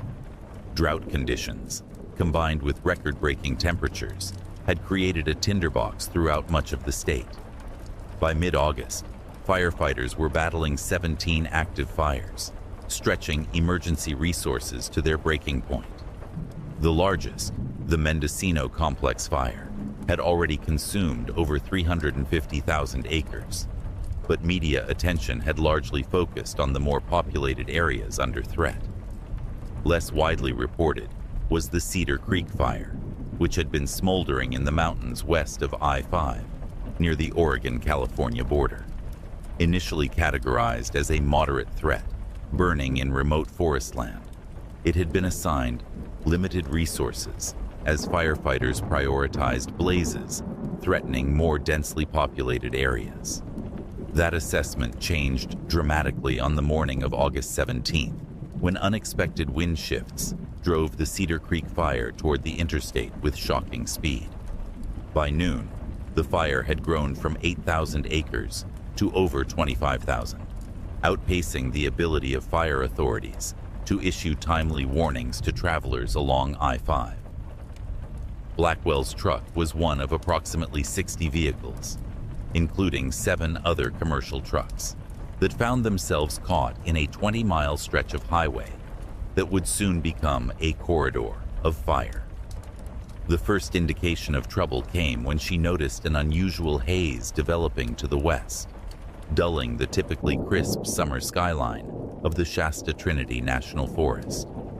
"Something's not right with that smoke pattern," she commented to another trucker over the CB radio. The response would later prove tragically prophetic. "Winds shifting. If that's coming our way, we're in trouble." By 1:30 p.m., the situation deteriorated rapidly. Blackwell's dashcam, recovered later, captured the alarming transformation of the environment around her truck. In less than 20 minutes, visibility dropped from clear conditions to less than a quarter mile as smoke engulfed the highway. Embers began raining down on the road, carried by winds that had intensified to nearly 50 miles per hour. At 1:47 p.m., Blackwell's dashcam recorded her slowing the truck as brake lights appeared ahead. Traffic had completely stopped. Through her windshield, she could see California Highway Patrol officers frantically directing vehicles to pull to the shoulders. One officer, barely visible through the thickening smoke, was shouting instructions through a bullhorn. "They're saying the fire jumped the ridge," a panicked voice reported over the CB. "It's coming straight for the highway." The recording captures Blackwell's response, her voice steady despite the escalating danger. "Everyone stay calm. We've got concrete under us and clearing on both sides of the road. If we stay in our vehicles, we should be okay." Her assessment, while logical, failed to account for the extraordinary intensity of the approaching firestorm. By 2:00 p.m., the main front of the Cedar Creek fire reached the highway embankment. Winds gusting over 60 miles per hour pushed the flames upslope with explosive force, creating a phenomenon fire scientists call a flame tsunami, a massive wall of fire moving faster than a person can run. Blackwell's dashcam recorded the moment of impact as the fire front struck the line of stranded vehicles. In seconds, visibility dropped to near zero as superheated smoke enveloped the highway. Through the darkness, flashes of intense orange illuminated trees exploding into flames along both sides of the road. The temperature inside Blackwell's cab, according to her truck's environmental sensors, spiked from 92 degrees to over 120 within minutes. What followed was 45 minutes of sustained terror that survivors would later struggle to describe. With nowhere to go and no way to drive out of the inferno, the stranded travelers could only hunker down in their vehicles and hope the fire front would pass before the intense heat became lethal. For Blackwell, whose training included emergency protocols for various road hazards, the situation demanded immediate action. Her truck's dashcam and the recovered audio from her cab recorder documented her methodical response to the escalating crisis. First, she used her truck's built-in radio to broadcast clear instructions to nearby truckers. Shut down engines. Fire will consume oxygen and could suffocate engines. Save batteries for emergency measures. Close all vents. Use water to dampen any cloth you can find and cover your face. Then she took inventory of her own resources: 2 gallons of drinking water, an emergency breathing mask from her hazmat kit, and the relative protection of her well-insulated cab. She dampened towels and sealed them around the edges of her doors and windows, creating makeshift filters against the toxic smoke seeping into the cabin. Through gaps in the smoke, Blackwell could see other travelers who were less prepared. A family in a minivan directly ahead of her appeared to be panicking, with children pressed against the windows. Using her truck's horn to get their attention, she held up written instructions on a piece of cardboard. Stay in vehicle, wet clothes, cover faces. The most harrowing moment, captured clearly on the dash cam, came at approximately 2:23 p.m. A massive Douglas fir, its trunk already compromised by fire, crashed across the highway less than 50 feet ahead of Blackwell's truck. The tree struck a passenger car, crushing its roof. Without hesitation, Blackwell grabbed her emergency kit and left the relative safety of her cab. The external camera on her truck recorded her fighting through intense heat and near zero visibility to reach the damaged vehicle. Finding the driver's side crushed, she circled to the passenger door, which she managed to wrench open after several attempts. From inside, she pulled an unconscious man, later identified as retired schoolteacher Martin Delaney, 68, across the center console and out of the wreckage. Half dragging, half carrying Delaney, Blackwell returned to her truck. The entire rescue took less than 2 minutes, but the external camera shows how the extreme conditions immediately affected her. Her exposed skin reddened visibly from the intense heat, and she stumbled twice from the combined effects of smoke inhalation and poor visibility. Back in her cab with the injured Delaney, Blackwell radioed her situation to any emergency responders who might be monitoring the frequency. "I've got an injured civilian, male, approximately 70, unconscious but breathing. Significant head laceration. Vehicle crushed by fallen tree at mile marker 752. Immediate medical evacuation needed." The response came not from emergency services, but from another trucker a quarter-mile ahead. "No way in or out right now. Fires across the entire road about a mile north. We're completely cut off." For the next 30 minutes, Blackwell administered basic first aid to Delaney, monitored his breathing, and continued broadcasting their position, all while the firestorm raged around them. The cab temperature continued to rise, reaching nearly 140 degrees, despite all her efforts to insulate against the heat.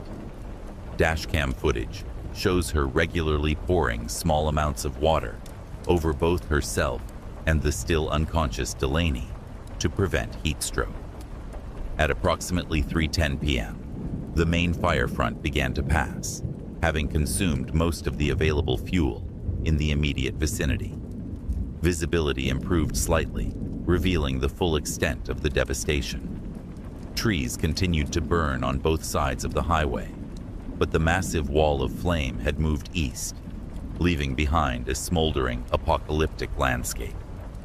As conditions marginally improved, Blackwell spotted the flashing lights of emergency vehicles approaching from the south. Firefighters and paramedics who had battled through the aftermath of the fire front to reach the stranded motorists. Her final recorded words before emergency responders reached her truck captured both relief and lingering concern. "They're coming. Hang on, sir. Help is almost here." The full scope of the Cedar Pass fire entrapment, as it came to be known, only became clear in the following days. Of the 60-plus vehicles trapped in the fire corridor, 58 people emerged alive, many suffering from smoke inhalation and heat exposure, but remarkably, with no life-threatening injuries. 3 people died: an elderly couple who had attempted to flee their vehicle on foot, and the driver of a convertible with its top down, who suffered fatal burns before the fire front had even fully reached the highway. Martin Delaney, the man Blackwell had pulled from the crushed car, spent 2 weeks in intensive care with a fractured skull and third-degree burns on his arms. He would later credit Blackwell's quick action with saving his life, telling reporters, "I remember the tree coming down, and then nothing until I woke up in the hospital. The doctors told me I had minutes before smoke inhalation would have killed me if I'd stayed in that car." For Teresa Blackwell, the ordeal left both physical and psychological scars. She suffered second-degree burns on her face, neck, and arms from her rescue effort, requiring skin grafts and months of recovery. The psychological impact proved equally challenging. PTSD manifested in recurring nightmares and panic attacks triggered by the smell of smoke or the sound of strong wind. Yet the experience also transformed her into an unexpected advocate for improved emergency protocols on America's highways. In the months following the Cedar Pass incident, she worked with the American Trucking Association to develop new training modules specifically addressing wildfire encounters. Her dashcam footage, which she donated to the National Fire Protection Association, became a cornerstone of educational materials used to train both professional drivers and emergency responders. The Cedar Pass fire entrapment led to significant policy changes for California's transportation and forestry departments. Investigators determined that the rapid advance of the fire toward the highway could have been anticipated hours earlier, but jurisdictional confusion between agencies had delayed both the monitoring of the fire's progression and the issuance of highway closure orders.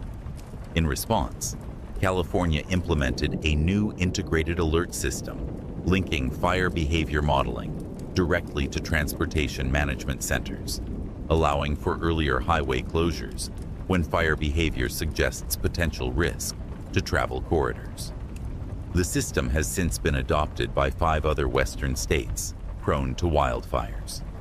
For the trucking industry, the Cedar Pass incident highlighted both the unique vulnerabilities and crucial capabilities of commercial drivers during natural disasters.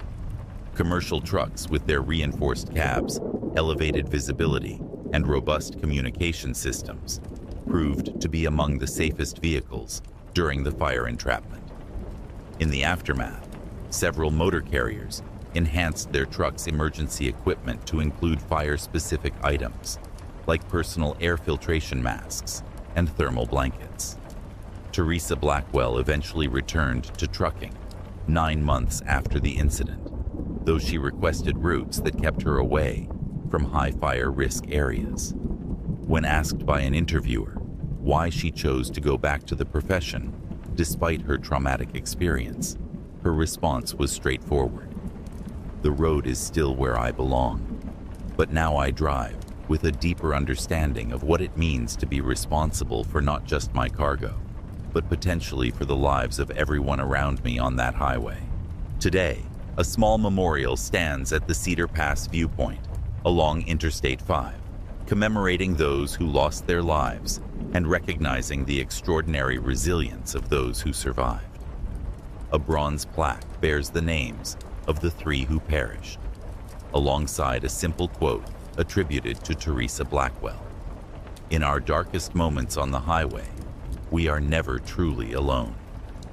For truckers who still traverse the I-5 corridor through California's fire-prone regions, the lessons of Cedar Pass have become part of the collective wisdom passed from veteran drivers to newcomers. Chief among them is Blackwell's calm directive during the height of the crisis: stay in your vehicle, protect your air, help who you can. The true horror of the Cedar Pass. Fire entrapment lies not in the death toll, which could have been far higher without the quick thinking of drivers like Blackwell, but in the realization that climate change is creating conditions where such incidents are increasingly likely. Each summer since 2018 has brought new wildfire records to the western United States, and the phenomenon of rapid-moving fires trapping travelers has occurred in various locations, from Oregon to Colorado. For American truckers, particularly those whose routes take them through the fire-prone regions of the West, the Cedar Pass incident serves as both a cautionary tale and a testament to the difference that one prepared, level-headed driver can make when natural forces transform familiar highways into corridors of fire.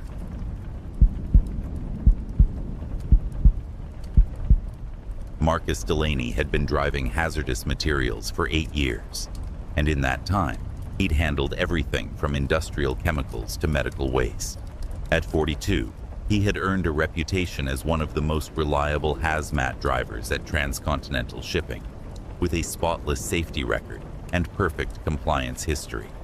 His specialized training combined with a methodical attention to detail, made him the company's first choice for sensitive or high-value cargo. It was this reputation that led to his assignment on October 12, 2016, a transport that would test every protocol he'd ever learned and expose a terrifying reality about America's hazardous materials transportation system. The early autumn night was unusually cold as Delaney arrived at the Nordine Chemical Research Facility outside of Boise, Idaho. The facility was unmarked, except for a Department of Energy identification number, one of dozens of privately contracted laboratories developing industrial compounds for government applications. Security was tight. Delaney surrendered his phone before being escorted to the loading dock by armed guards. This shipment is classified Level 4 containment, the facility's shipping coordinator told him, sliding a digital tablet across the desk for his signature. Destination is the DHMS facility in Missoula. You'll be taking Northern Route 375. It's been cleared of all construction and the Highway Patrol has been notified to expect you.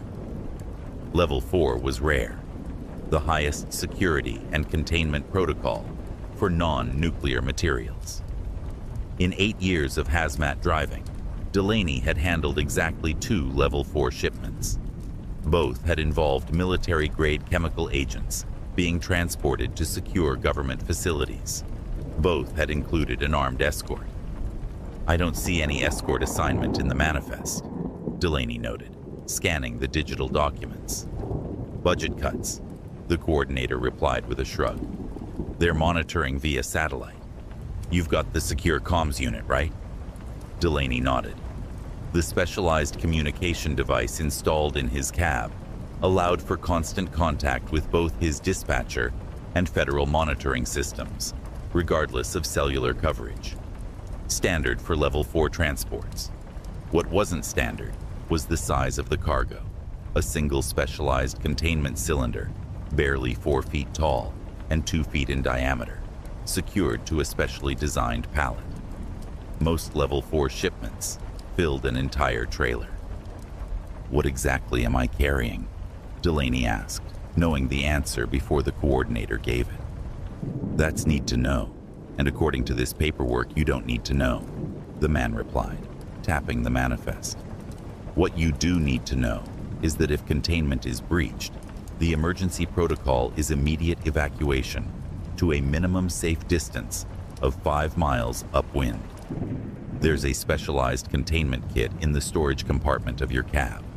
Use it only as a last resort. It's essentially a heavily reinforced body bag for the cylinder." Delaney had transported enough dangerous materials to recognize the implications of a 5-mile evacuation zone. Whatever was in that cylinder was extraordinarily toxic, likely airborne, and almost certainly lethal. By 10:30 p.m., the cylinder was secured in Delaney's specially equipped trailer. The manifest was signed, and he was heading north on Route 375, a stretch of highway that wound through some of Idaho's most isolated mountain terrain. The route would take approximately 6 hours in ideal conditions. The weather forecast had predicted light snow after midnight, but nothing that should impede his progress. At 11:47 p.m., Delaney made his first scheduled check-in via the secure comm system. Checkpoint Alpha reached. All systems normal. Cargo secure. Current position is mile marker 47 on Route 375 north. Estimated arrival at Checkpoint Bravo in 55 minutes. The response came immediately. Acknowledged, Transport 87. Satellite monitoring confirms your position. Be advised, weather pattern has intensified. Snow accumulation may reach 4 inches by 0200 hours. Delaney wasn't concerned. His truck was equipped with specialized tires and weight distribution systems designed for adverse conditions. 4 inches of snow was well within his operational parameters.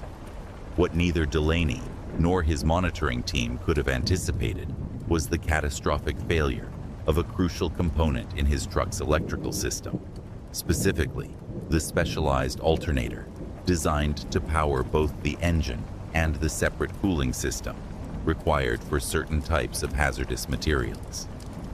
At 12:23 a.m., as Delaney navigated a particularly isolated stretch of highway between ridge lines, his dashboard lit up with warning indicators. The primary electrical system was failing. Within seconds, the secondary backup engaged, but the strain on the system was evident as the dashboard flickered. Following protocol, Delaney immediately radioed in the situation. Transport 87 reporting electrical system malfunction. Primary system down, secondary engaging but showing strain. Requesting immediate technical support and possible escort. The response came through with noticeable static. The backup system wasn't providing full power to the communications array. Transport 87. Satellite confirms electrical anomalies. Nearest technical support is approximately 90 minutes from your position. Rerouting highway patrol unit to your location. Estimated arrival 45 minutes. Your priority is cargo integrity.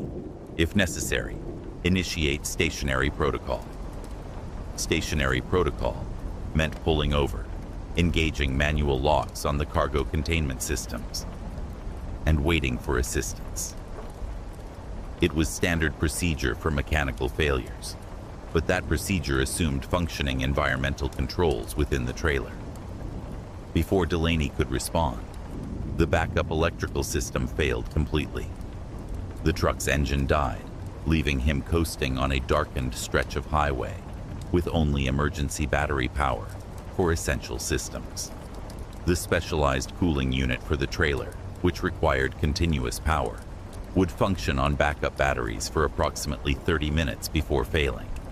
In the sudden silence of the dead engine, Delaney could hear something he hadn't noticed before, a faint but distinct hissing sound coming from the trailer.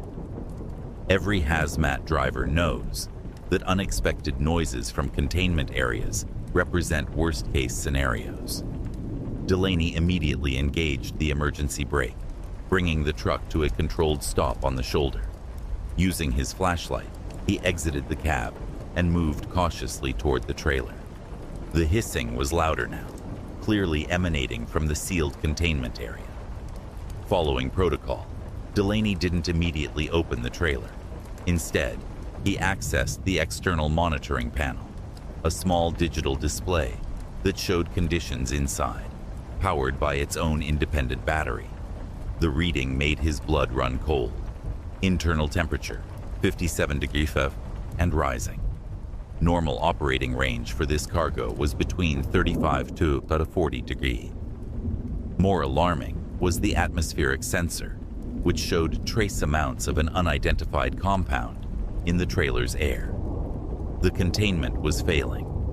Delaney had approximately 20 minutes before the cooling system failed completely.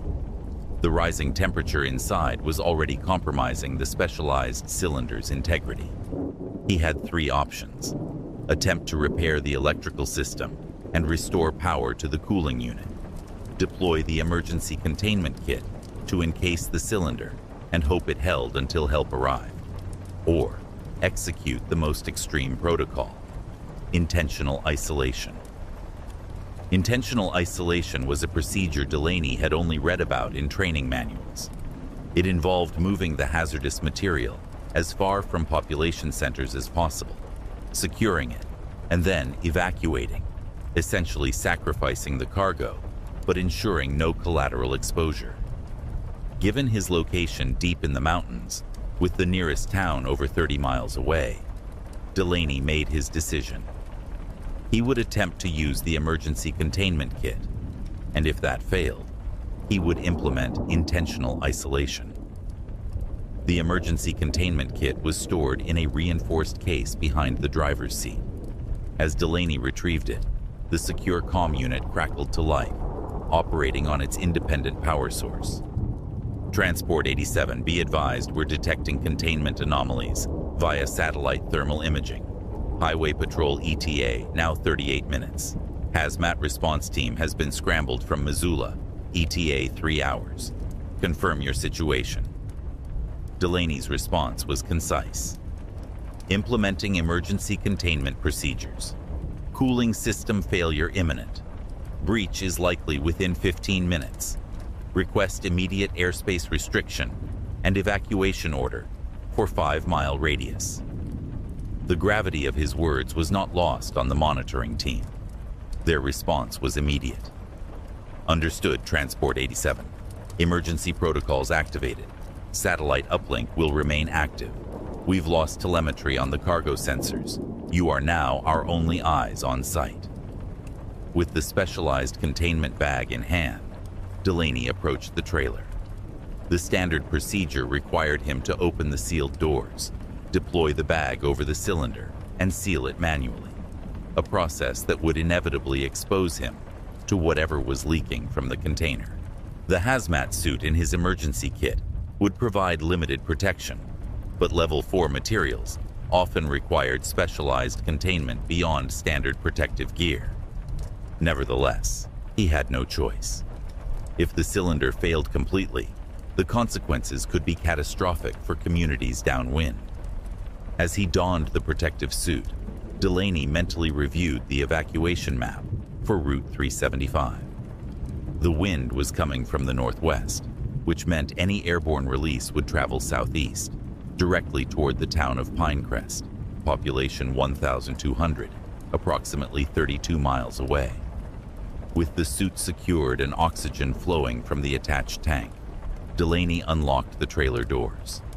The hissing was immediately louder. He swung the doors open, illuminating the interior with his flashlight. The cylinder sat in the center of the trailer, secured to its specialized pallet. Frost had formed along a hairline crack in its surface, a clear indication that the supercooled material inside was responding to the rising temperature. As he watched, a thin vapor escaped from the crack, dissipating in the trailer's air. Moving quickly, Delaney unfolded the emergency containment bag, essentially a heavily reinforced, chemically resistant body bag designed to contain leaking materials. The process required him to maneuver the cylinder into the bag and seal it with a specialized locking mechanism, all while avoiding direct contact with the leaking material. The procedure took 7 minutes, 7 minutes of exposure to whatever vapor was escaping the cylinder. The suit's external sensors showed no immediate atmospheric threats, but Delaney knew that many level 4 materials were undetectable with standard equipment. With the cylinder secured in the containment bag, Delaney resealed the trailer and returned to the cab. His oxygen tank showed 22 minutes of remaining supply, enough to reach safety if he moved quickly.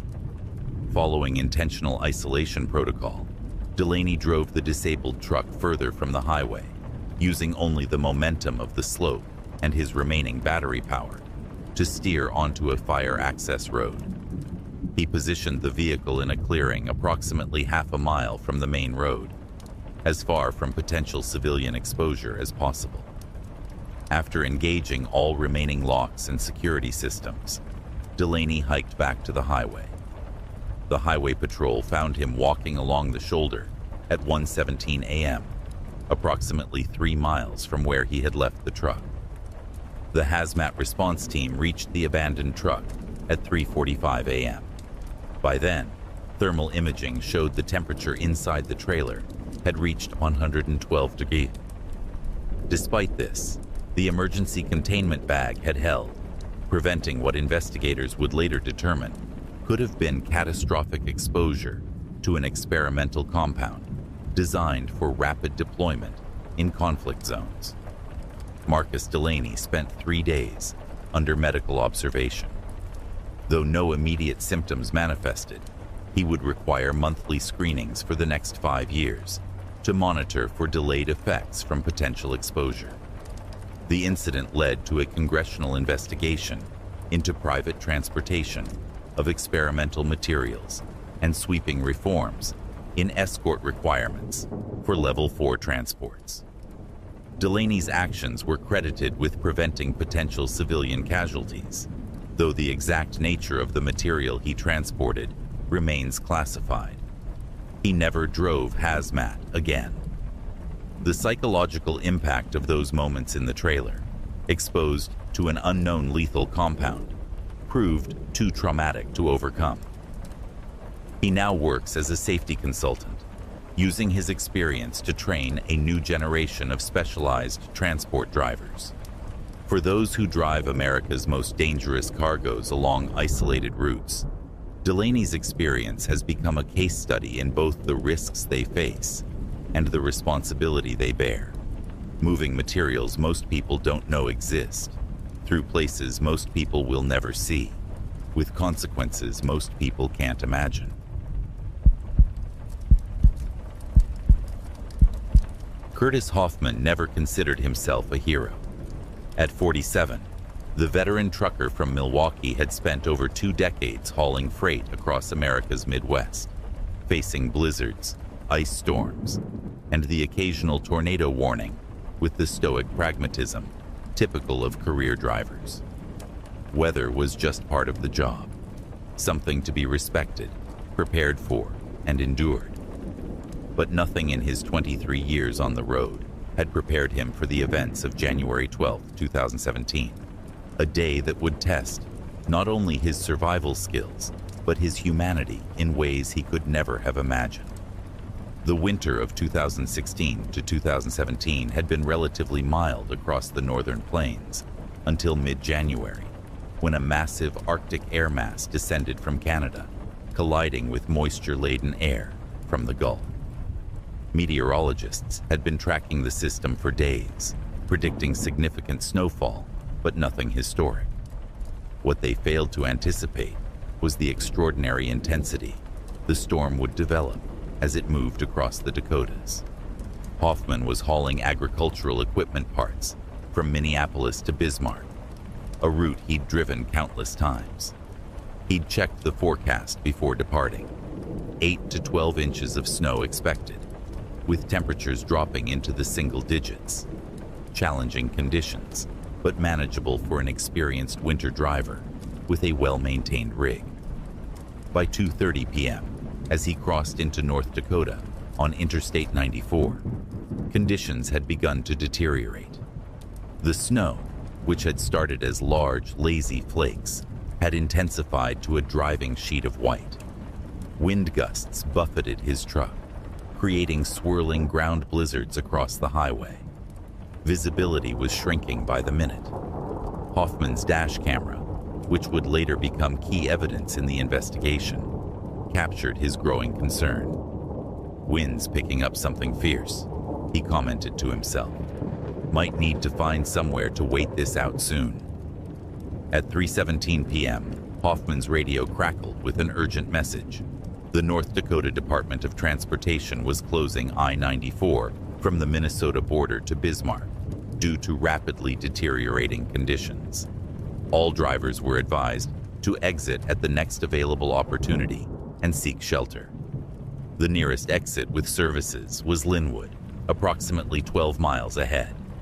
Hoffman calculated he could reach it within 15 minutes at reduced speed.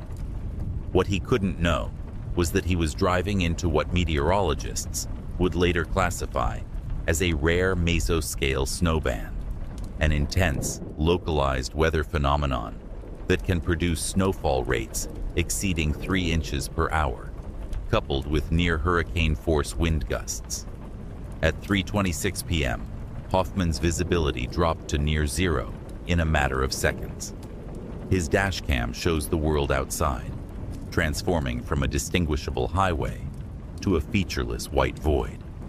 Using the rumble strips as guidance, he reduced his speed to less than 20 mph, desperately searching for the reflective markers indicating the Linwood exit. Then came the moment that would change everything. Through the swirling snow, Hoffman's dashcam captured a flash of red, brake lights directly ahead. He applied his brakes gradually, following protocol for slippery conditions. But as he slowed, the red lights ahead seemed to vanish entirely. Seconds later, they reappeared, much closer and at an angle.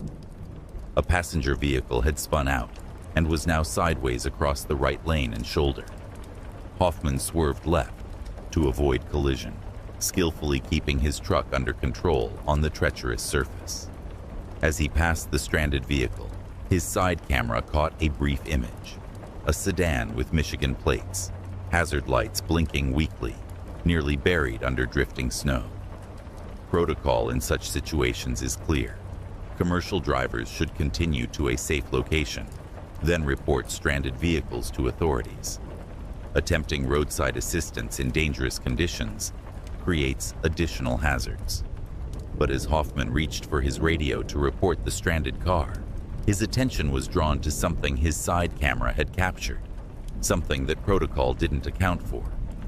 A child's face had appeared briefly in the sedan's rear window, illuminated by the truck's passing lights. The decision Hoffman made in the next 30 seconds would later be described by the North Dakota Highway Patrol as simultaneously against all professional procedure and the only decent human choice possible. Instead of continuing to the exit, he carefully maneuvered his truck to a stop approximately 200 feet ahead of the stranded vehicle, positioning it as a windbreak with hazard lights and emergency beacons activated.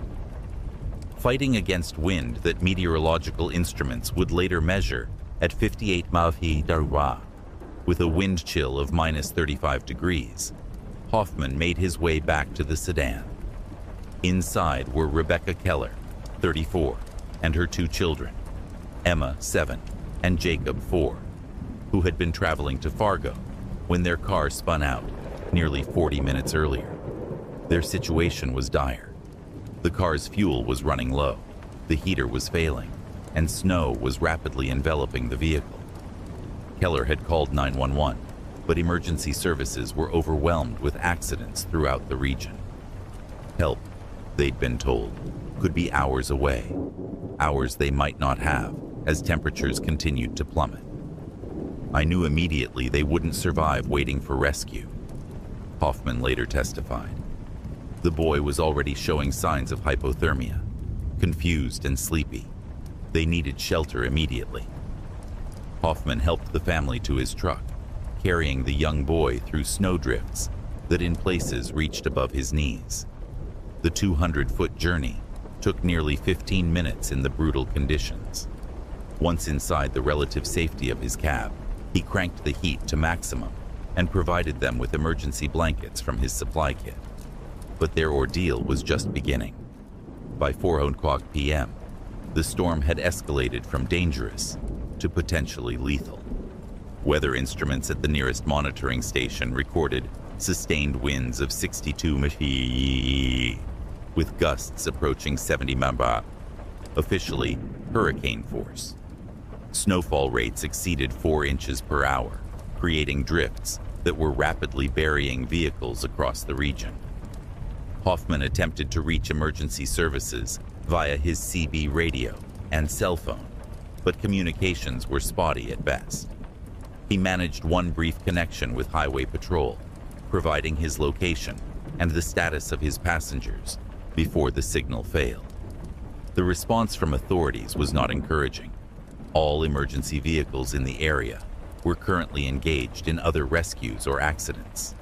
Their estimated response time indeterminate. As darkness fell, the full gravity of their situation became clear. They were effectively trapped on an interstate that had become impassable in both directions. Hoffman's truck, though well stocked with fuel, had approximately 18 to 20 hours of idling capacity before requiring refueling. The temperature outside had dropped to -12 degrees before the monitoring station itself failed due to ice accumulation. The truck's dashcam continued recording through these critical hours, providing a haunting documentation of their ordeal. At 6:18 p.m., it captured Hoffman rationing food and water from his emergency supplies. By 8:40 p.m., young Jacob's condition had improved with warmth and hydration, but the truck had been completely enveloped by snow up to the bottom of the windows. Throughout the night, Hoffman maintained a strict regimen, running the engine for 30 minutes, then shutting it down for 15 to conserve fuel. while constantly monitoring the exhaust pipe to ensure it remained clear of snow to prevent carbon monoxide poisoning. A silent killer that claims lives in similar situations almost every winter. Between these critical tasks, he kept the children distracted with stories and simple games. A kindness that Rebecca Keller would later describe as the thing that kept us all from panicking completely. By dawn on January 13th, the storm had finally begun to abate, but their situation remained precarious.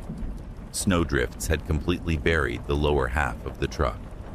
The temperature inside the cab had dropped during the night, despite Hoffman's careful fuel management. All four were now wearing multiple layers of clothing, huddled together for warmth during the periods when the engine was off. At 7:42 a.m., Hoffman captured a brief cell signal, enough to send a text message with their exact GPS coordinates to emergency services. The response was sobering. Road clearing operations were underway, but the backlog of stranded vehicles and medical emergencies meant assistance could still be hours away. It was at this point that Hoffman made another critical decision. With fuel running dangerously low and temperatures inside the cab dropping to unsafe levels when the engine was off, he determined they needed to create additional insulation.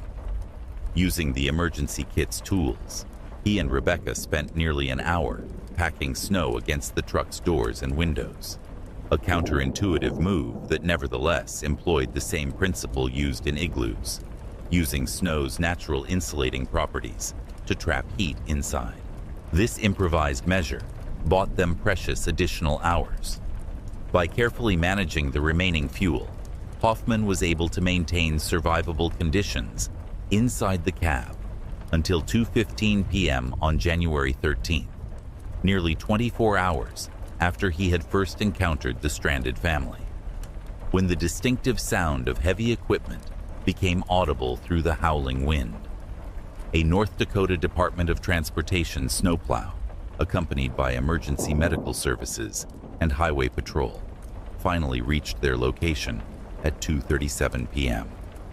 The rescuers were stunned to find all four survivors in relatively good condition, despite their extended exposure to one of the worst winter storms recorded in the region in decades. The official report would later document that throughout the affected areas, 17 people lost their lives during the blizzard of January 12-13, 2017. Most were travelers caught in vehicles without adequate supplies or protection.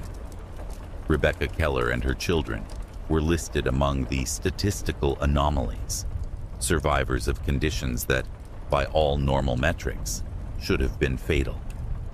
In the aftermath, Hoffman's employer initially issued him a formal reprimand for deviating from safety protocols by stopping to assist the stranded family rather than reporting their location and continuing to safety.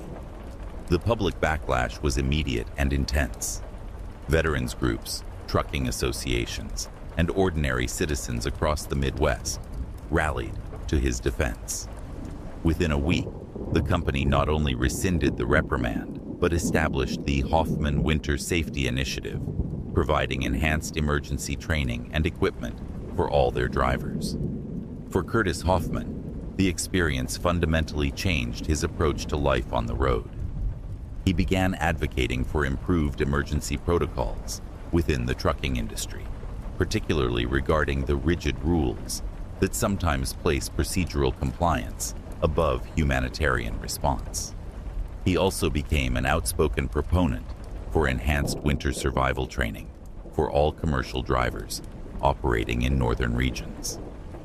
The North Dakota legislature, responding to the events of January 2017, passed what became known as the Hoffman Act, which provided liability protection for commercial drivers who stopped to render emergency assistance during declared weather emergencies, effectively removing the professional risk of choosing humanity over protocol.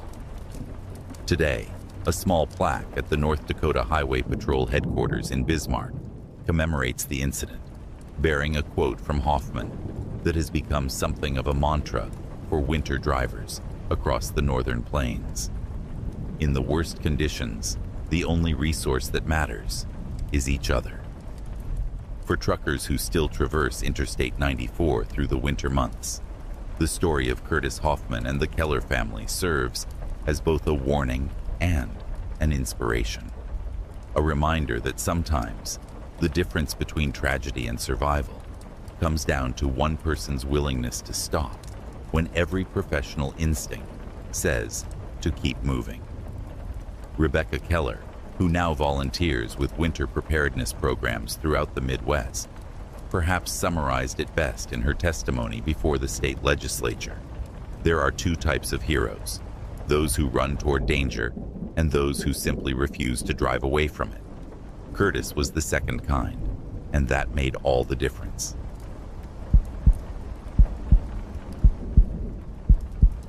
Nathan Reed had been driving the treacherous curves of Colorado's Independence Pass for nearly 15 years. At 49, the veteran trucker knew every switchback, every gradient, and every potential hazard along the narrow mountain route that connected the mining operations of the western slope with distribution centers in Denver. What he couldn't have known on the morning of June 7, 2010, was that his intimate knowledge of this perilous road would be tested like never before, and would ultimately save not only his life, but the lives of dozens of unsuspecting travelers. The day began routinely enough. Reed departed from the Silverton Mining Supply Depot at 5:15 a.m., his 18-wheeler loaded with industrial equipment, bound for Denver. The early departure was strategic. It allowed him to navigate the most dangerous sections of Independence Pass before tourist traffic picked up in the late morning. The weather forecast was ideal: clear skies, light winds, and temperatures in the mid-60s, perfect conditions for the challenging drive. By 7:30 a.m., Reed had reached the western approach to the pass. As he began the series of sharp switchbacks that would take him up to the 12,095-foot summit, he noticed something unusual through his windshield: a commercial pickup truck parked at a maintenance pullout just ahead, its hazard lights flashing. Two men in what appeared to be Colorado Department of Transportation uniforms were placing traffic cones around a small section of the guardrail. Nothing particularly alarming. Routine maintenance was common during the summer months. Reed slowed his rig, giving the workers a wide berth as he passed. Something about the scene nagged at his subconscious, however. He couldn't place it immediately, but something felt off. 10 minutes later, as he navigated a particularly sharp curve known locally as Widow's Turn, it hit him.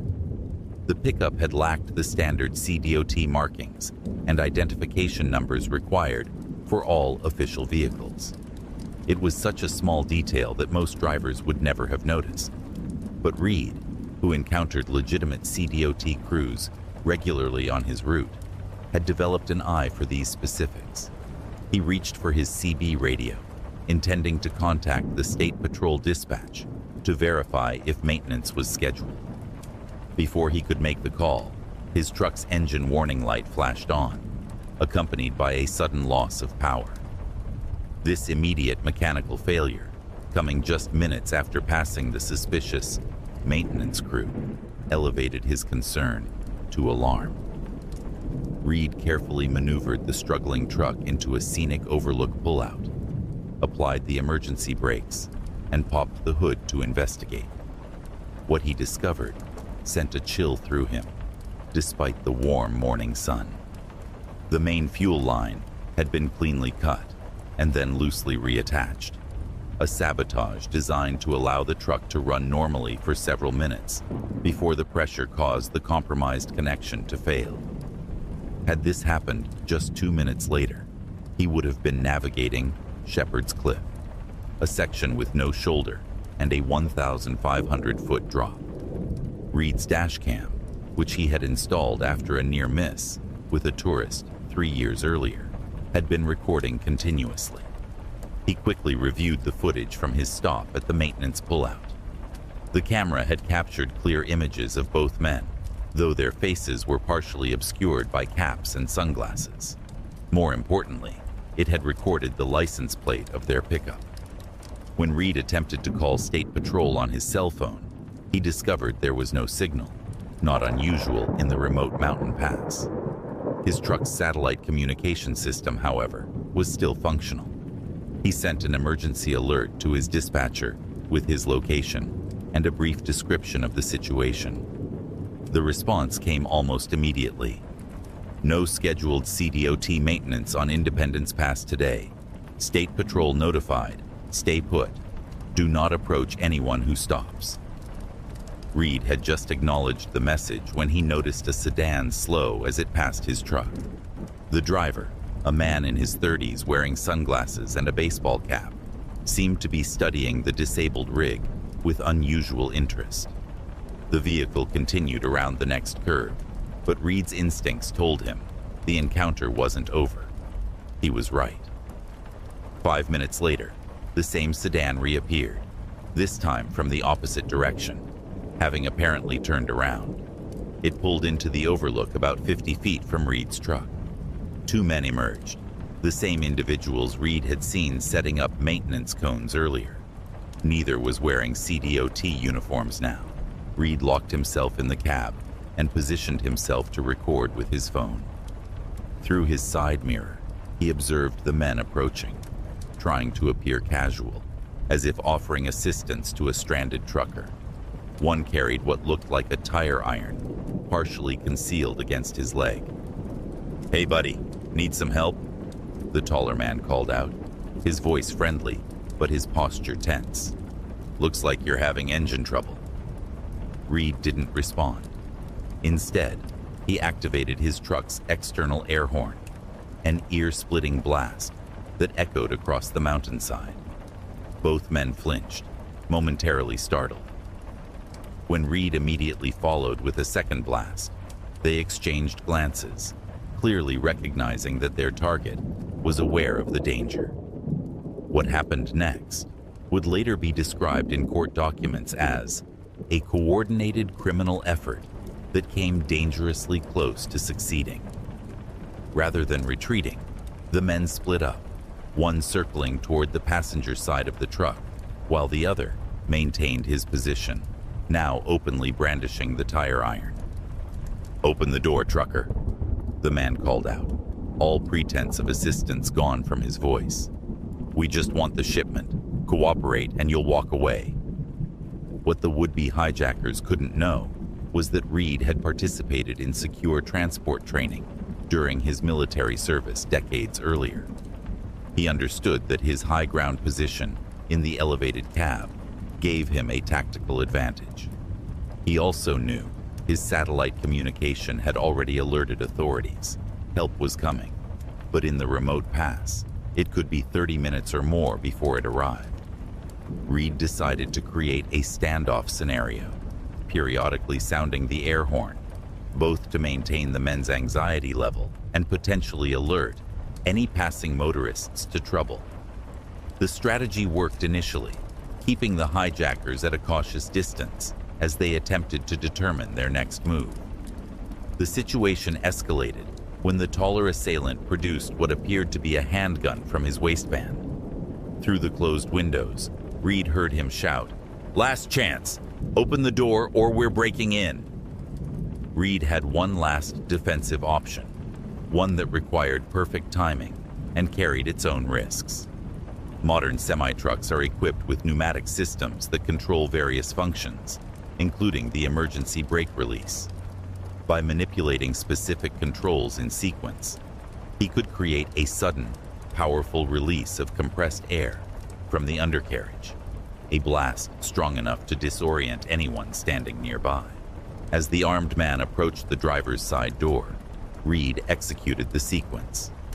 The resulting explosion of air, accompanied by the mechanical grinding of the brake system, erupted directly beneath the would-be hijacker.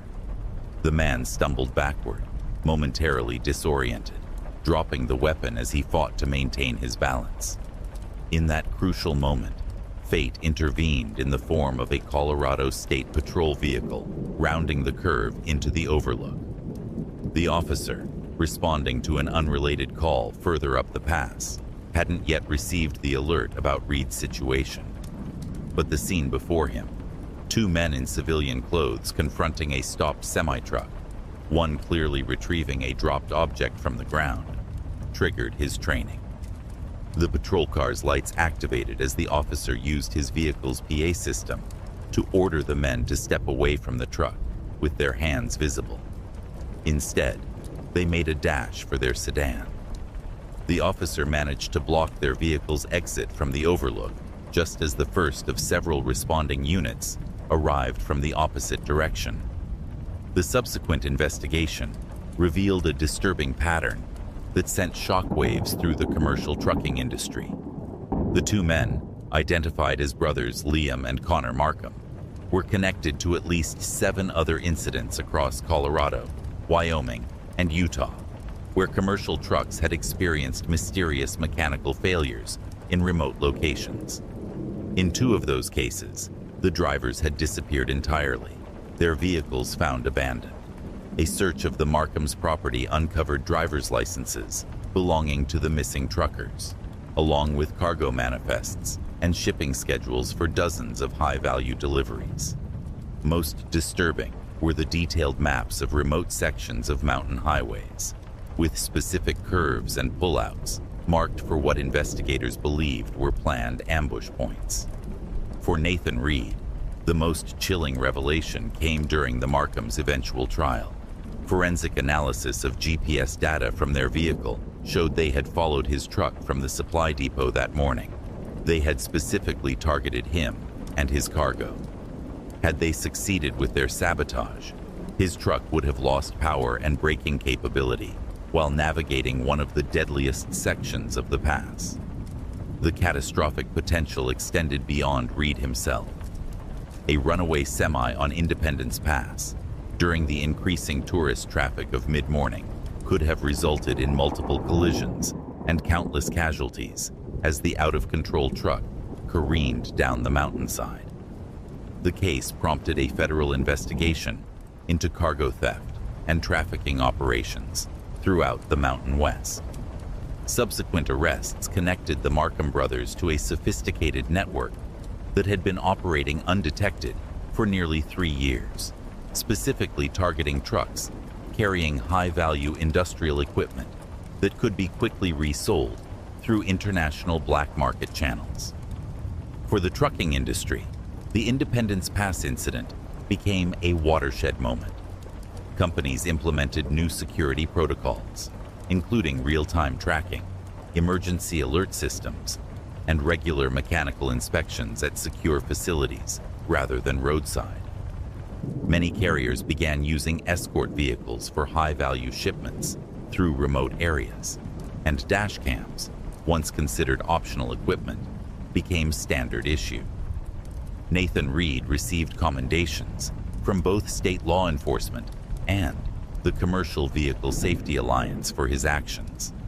His quick thinking and calm response under threat were credited with not only saving his own life, but potentially those of dozens of unsuspecting tourists who would have been on the pass later that morning. Reed still drives the mountain routes of Colorado, though he now leads training sessions for other drivers on security awareness and emergency response. When asked about that June morning on Independence Pass, his response reflects the vigilance that has become second nature to drivers throughout the region. The mountains will always have natural dangers, steep grades, narrow roads, rock slides. Those you can prepare for. It's the dangers you don't expect, the ones that look ordinary until suddenly they're not, that you really have to watch for. Sometimes the most important skill isn't how you handle the truck. It's noticing what doesn't quite fit in the world around you. For truckers traversing the remote highways of the American West, Reed's experience has become a cautionary tale taught in training programs throughout the industry. The lesson is clear. In the isolated stretches where cell service disappears, and help is hours away. Survival sometimes depends on spotting the small inconsistencies that signal danger. The unmarked service vehicle, the too helpful stranger, the mechanical failure that occurs at precisely the worst possible location.